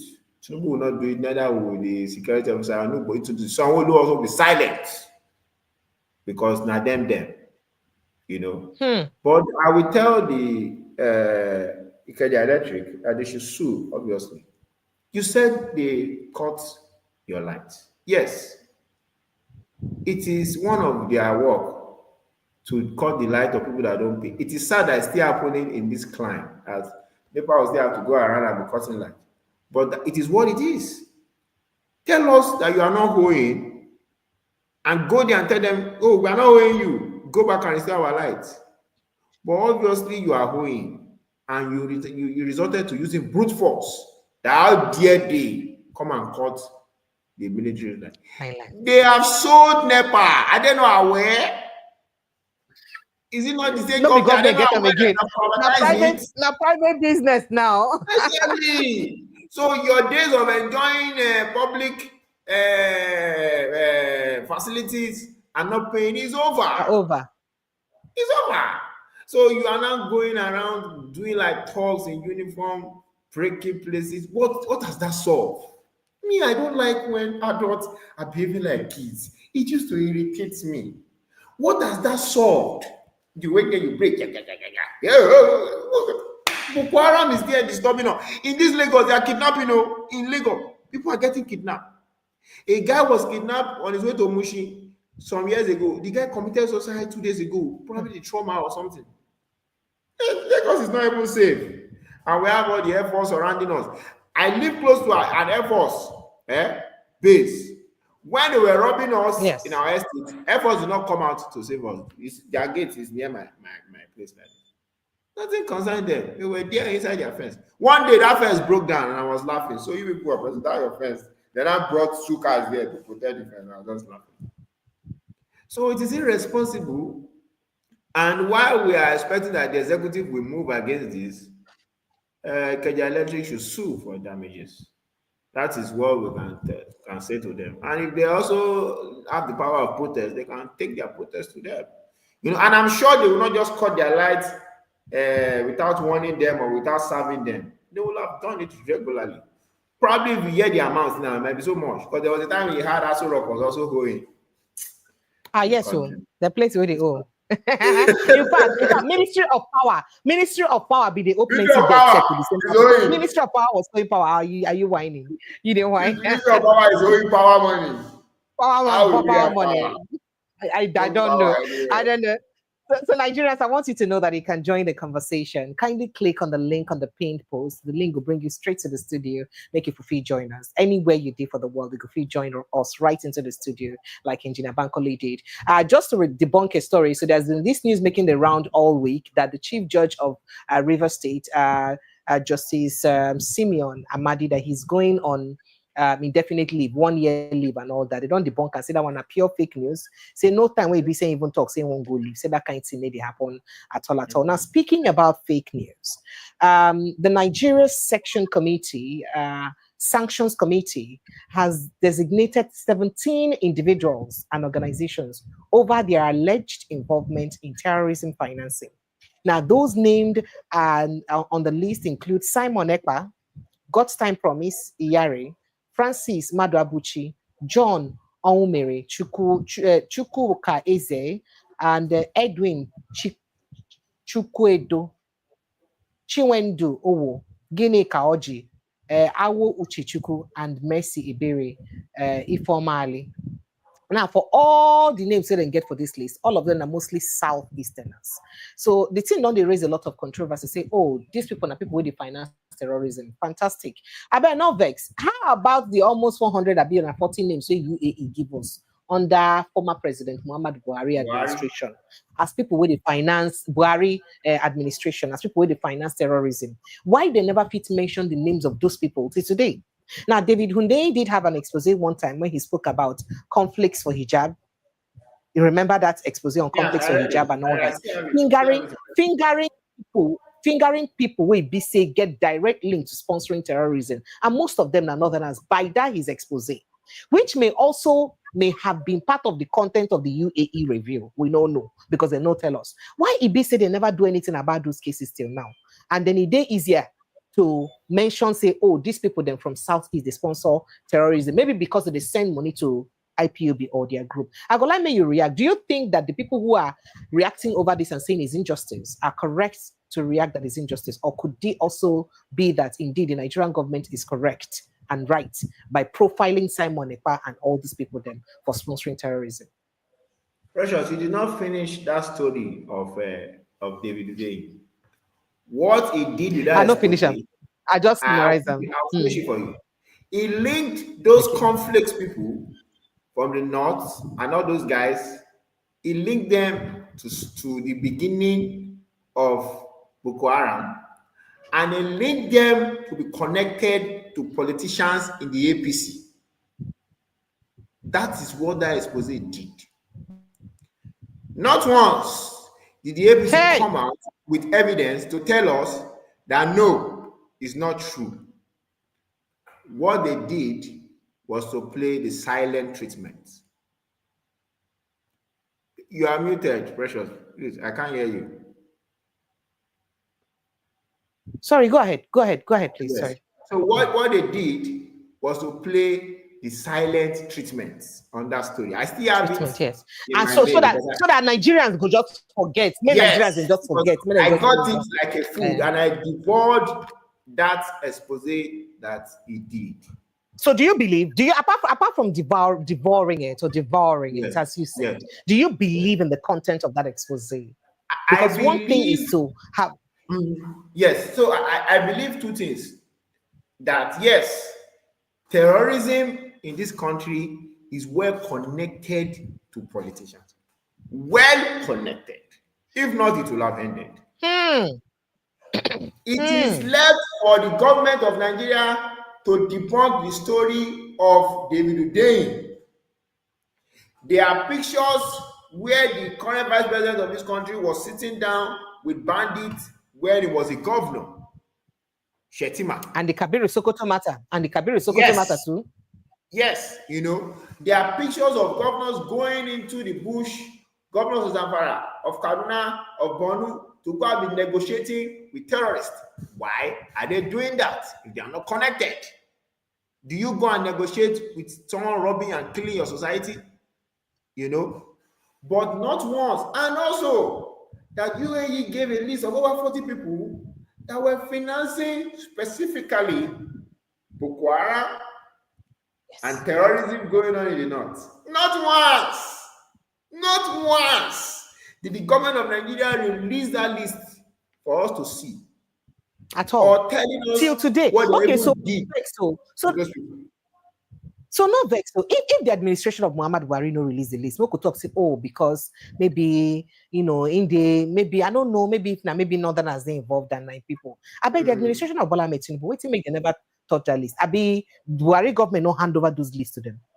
It's not possible. Why even if you know a simple request from the yes. So what do you make this administration never treat them? Oh yeah, they cannot treat it. It's the same people. Why? Now. Buhari, Tinubu is the Yoruba version of Buhari. It is just change of person. It is the same attitude. Yes, now Shebi is the one that told you by himself that he will continue from where Tinubu stopped, from where Buhari stopped. And also, you also want the person that continue after him to continue. The only way that injustice can continue in this country and all those that have destroyed our society can continue to live freely and laugh and write books is if somebody continue from where the last person stopped.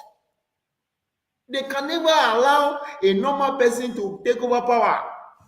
Tinubu will also want whoever comes after him to continue for where he stopped. Just like Buhari is happy that Tinubu continue for where he stopped, maintaining the status quo. The status quo is that the evil, the corruption, the stealing and wickedness that is done by us remain hidden. The only one we bring out is the one that we do not sanction, the one that is not done by us. So the 14 names that were released by UAE, and they said it that they released it, it's not left for you to do whatever you want to do with it. They kept it. They didn't release it. The north was still burning with fire and brimstone. People were still dying like their chickens. No, they didn't release it. It's an intelligence that they should use to stop the financing so that they can cut the weapons, so that they can catch the people even before they move. They did not do anything. Why? Who are they protecting? If it's my name that is there, pressure, do you think they will not release it? Did they need to protest me for anything? They don't care Just about like me. if my name, they could not release them. Yes, they could not release them. It's not me too. They could not release them fast. But now all of a sudden, because you want to make sure that you name IPOB as a terrorist group and use evidence to back it, you release the names of Simon Ekpa and co to us, who are raising money for IPOB. That they are doing it on Twitter, everybody can see it. We know that they are raising money. It is not an information. It is not an intelligence. We see them raising money everywhere on Radio Biafra, on the IPOB. So nothing special about that information. The people that were raising money secretly and privately that UAE released, and they have been burning this country down with that money, the government, the irresponsible government of APC, did not release that list. They feel that Nigerians are not worthy enough to know those that have been ruining them. Those that have been preventing me from going to the north like I used to go in night bus without being afraid. They don't feel that we are necessary. So they protected it, kept it, and played politics with it. Because they will not just keep that list too. They will invite those people to table and they will discuss. They play politics with it. And that's what they are doing. So it's a shame that they are coming now in 2024, 2025 to release people from Southeast list to us as those that are financing terrorism. Which terrorism? Which terrorism? Shame on them. If they are so good, if they are so interested in releasing lists of people financing terrorists, I dare Bola Ahmed Tinubu to release those 40 lists that UAE sent to Nigeria years ago. I double dare him. He's so confident of himself. He is so sure that I want to stop terrorism. He should release that list. And I dare them to answer the story that was released by David Udeyi on how he linked a powerful man in the north to a company that was in the beginning of the terrorism in the north, and also linked them to APC. They should defend it. But they are playing politics with Southeast and other. It is a shame on these people. We are not going to allow them to ruin this country. We are going to continue to stand for the truth and fight for it until we get this country back. These guys cannot do anything. So what do we do? How do we continue to fight? What do we do? People are losing the steam. People are losing steam. What will we go do? People don't get tired. They feel say they talk. They just they talk and nothing they happen. Part of what they do now they work because they create awareness. They enlighten people. But is it enough? What then do we do? You and I may be playing our part. Yes. So the thing is, if Nigerians think say as they talk, nothing they happen. Observe.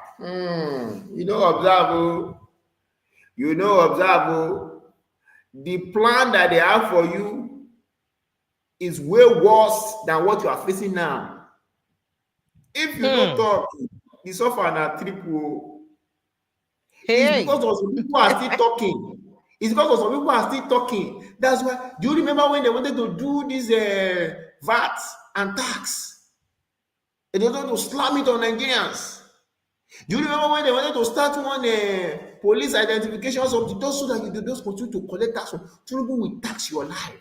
It is noise. Do you remember when one House of Rep leader that has over 20 convoy, I've forgotten his name, one man from the north, that wanted to bring in a lot of bills to shut up Nigerians? Many things that our talking has stood against. Many things. But you know what? The problem of Nigeria is a systemic problem. That is why you see all those small things that we solve with our noise, with our protest, our voice. It almost looks like we have not solved anything. because it's a systemic. The system is irremediably corrupt. The system is not in favor of the masses, so you'll be feeling that system problem daily. Reason why we must continue to educate ourselves to end this system. If we don't end this unjust system, you're not going to smile. You're not going to wake up and say, oh, my great. People wake up in the US and say, oh, great US, great Britain. You cannot wake. Some people wake up and curse Nigeria daily. So we must continue on this path that we are pushing. Continue to speak out and continue to stand for the truth and stand with those that are standing for the truth until we get it right. We cannot afford to give up. The people putting us in this mess are human beings like me and you. There's nothing special about them. Absolutely nothing. They know. They know that they are not special. They know that, like this, if the people revolt, they are done for. They know. That is why they continue to push to make sure that you don't stand up. You keep quiet. So if same woman, Yoruba was here, if same woman be like me, feels that they can oppress me forever, oh, he's going to try all his best. He's going to get the fight of his life. So Nigeria must fight for their life. Thank you. And you have to start that with the truth. You cannot be lying and be deceiving yourself because of you want to survive. Survivor is not living.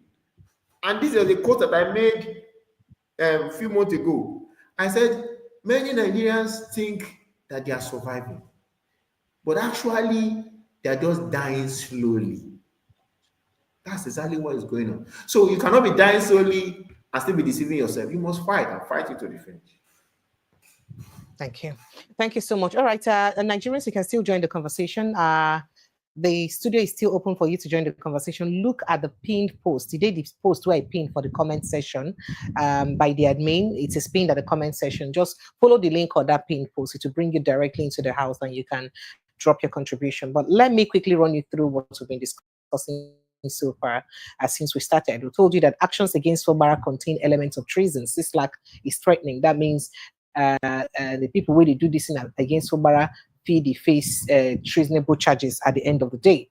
Suspension. This injustice will not be sustained. Natasha to Senate. See, this injustice will they do against her. Say you know go last. So meanwhile, a boy senator says Natasha Akpoti had threatened to disgrace Akpabio over committee reshuffle.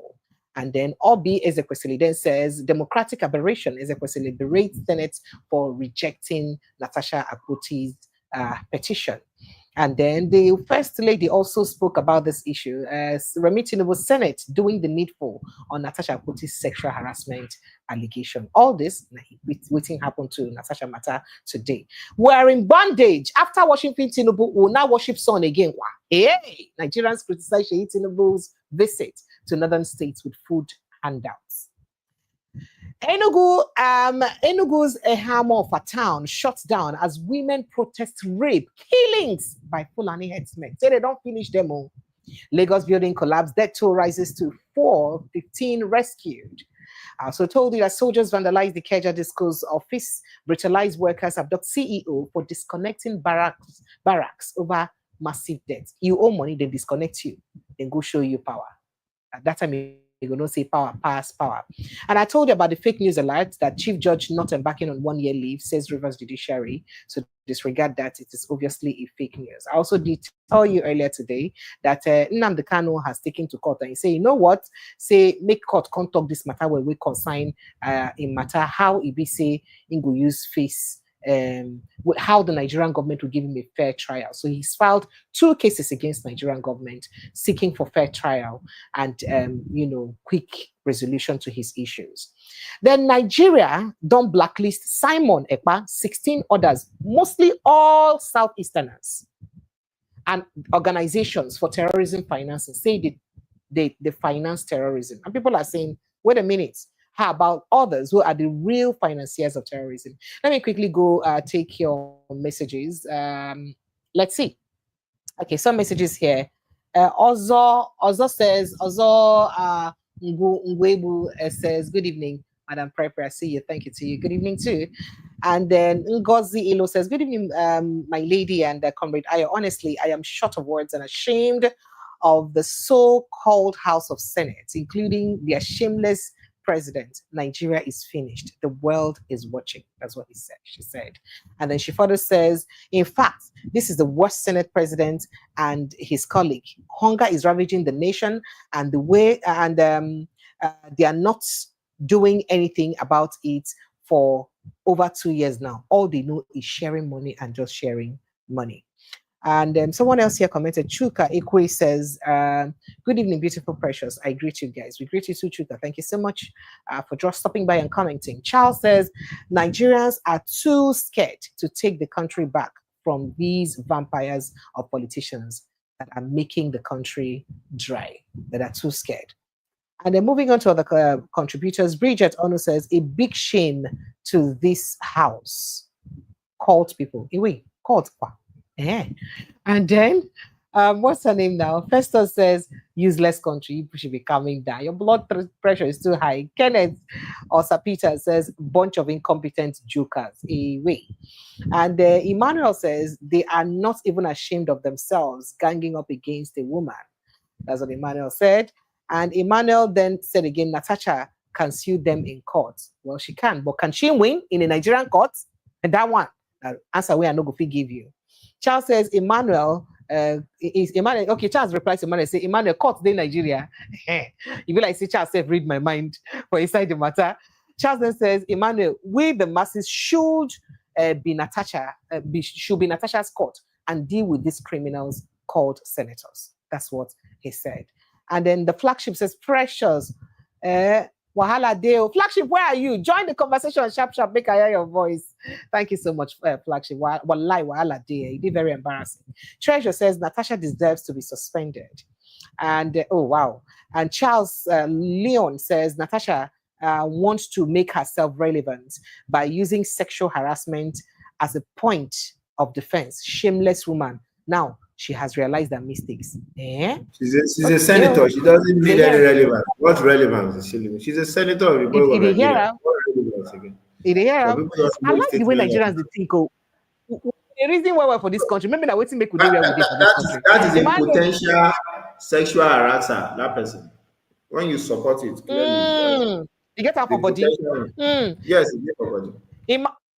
Emmanuel A say truth and justice is an enigma in Nigeria. Kai, no, they talk that one now. And CY says the Nigerian Senate, especially the current one, is a joke. The media should record the attendance and the pattern of votes by senators. This is used in accessing their returns. Accessing returns, I be their recall safe. Because everybody will be say contribute for this thing. That means the person a sexual harassment apologist. As long as you be sexual harassment apologist, then your people should call you back. Because now you say your constituent is in trouble. You don't open my talk, you go pin them down. Pretty Gold, is that what? Precious Gold says, House of Shameless and Shameful Senators. And CY further says, I believe this is a public record. Is this document a document the media can use FOI law? If they know that they are being monitored, they will sit up. And then Treasure then says, allegations are, okay, what did he say now? He said allegations without evidence. That's what he said. But she said she has evidence now. M. Abbott says, is Precious still on the radio? No, I'm no longer with the radio station. Thank you so much. I'm now solo. Okay. This message here then says, what now? Anthony Onegwa says, comrade Oni, which court are you talking about? Nigerian court, where almost 99% of judges are fantastically corrupt as the one who appointed them. Kai. So these are the kind of beliefs about our country that just makes it very embarrassing for me. Ngozi Ilo says, Mumu Senate president, hear him elegant stallion ambassador, blah, blah, blah, blah, blah, fool at 40. Oh, reacting to the way he responded to Natasha Ono's Bianca's screening. Charles says, Wike is political sham. And then Emmanuel says, many this good for nothing people are quite as Akpabio, that is why they supported her suspension. That is, many of these people are almost like Akpabio, and that's why they supported her suspension. Joe Jayo Bankole says, Prepre, I've always followed you from the days of from your days in Wazobia, my dear. You're doing a good job. And I wish you the best. Thank you so much, sir. I deeply appreciate you. Let's see if I can take a few more reactions. Frank says what? Francis says, why not go back home if he loves Nigeria and he's still in the UK? Some people can love from afar now. He has the right to be where he is and love. Shadi Albert says, I feel sad for Kogi Central people. No one to represent them right now. It's really very embarrassing. They no get for 6 months. They no will get representation. Boko Haram sympathizers leader as VP, laughable, and we think terrorism will end. That's the question you asked. And then the flagship says Russia's the link is not working. I've been trying. Oh, it's not working. The link is working. Please try it again. The link is working very, very well. Let me see if I can repost it. The link is working. I don't know. Maybe something went wrong. That link is working perfectly. Let me see if I can get it to you again. I do know that it is working. That's how somebody joined now. Let's see. Okay. Okay, let's see if that works. All right, so anyway, I would like take your parting shot for the conversation. Make I let you go. You don't try. It's really a long conversation. Yeah, thank you very much, Nigerians, and thank you to for obliging me. For your precious for the program. We not go stop to the talk, and we not go stop to the take actions against those way they mess up our society. Nobody then get this country, and then suppose they represent us. They send them there go represent us. Even if you rig election, you still represent the people. And if you don't represent us well, we get all the right to stand against them. When Nigeria rise up, now the solution be that. All this national talk, Enugu, everything, now the people must arise. You get irresponsible leaders. That one they fixed. So waiting be your reaction to it. They said every action has equal reaction. So the kind of reaction we react, determine how that action will move. So we will become the initial of our society. Those who do physics, more we kick these people or where we're supposed to kick them. Now how we will get some things done. Now how we will finally get real people into power. That the question we might have asked that time. We get real leaders for our society. The problem is we are not ready to fight for them to get there. We just want them to get there by magic. There's no magic anywhere. Those that get there by magic are rigged. But we must work to get them there. When you first see yourself as a leader that can better your society, that is when you'll be able to push better leaders into power. But when you see yourself as somebody that will just collect 500 naira, 1,000 Indomie and egg, you are not a leader. You can never get it right, and you continue to suffer for it. So, but we dey here. Now, waiting we go tell them, say, as long as they never tire to the scatter our society, we never tire to the stand against them. Thank you very much. Thank you. As long as they never tire to scatter our society, we self no go tire to stand against them. That's not the spirit where we say I will carry go house this night. Thank you so much, AY. I appreciate you. And thank you to all Nigerians who'll be doing this every day, 5:30 p.m. to about this time, 8:30 p.m. daily. I appreciate you guys. Thank you for joining me. Let's keep talking for the development of our country, Nigeria. I see you again tomorrow evening, God willing. God bless you and God bless Nigeria.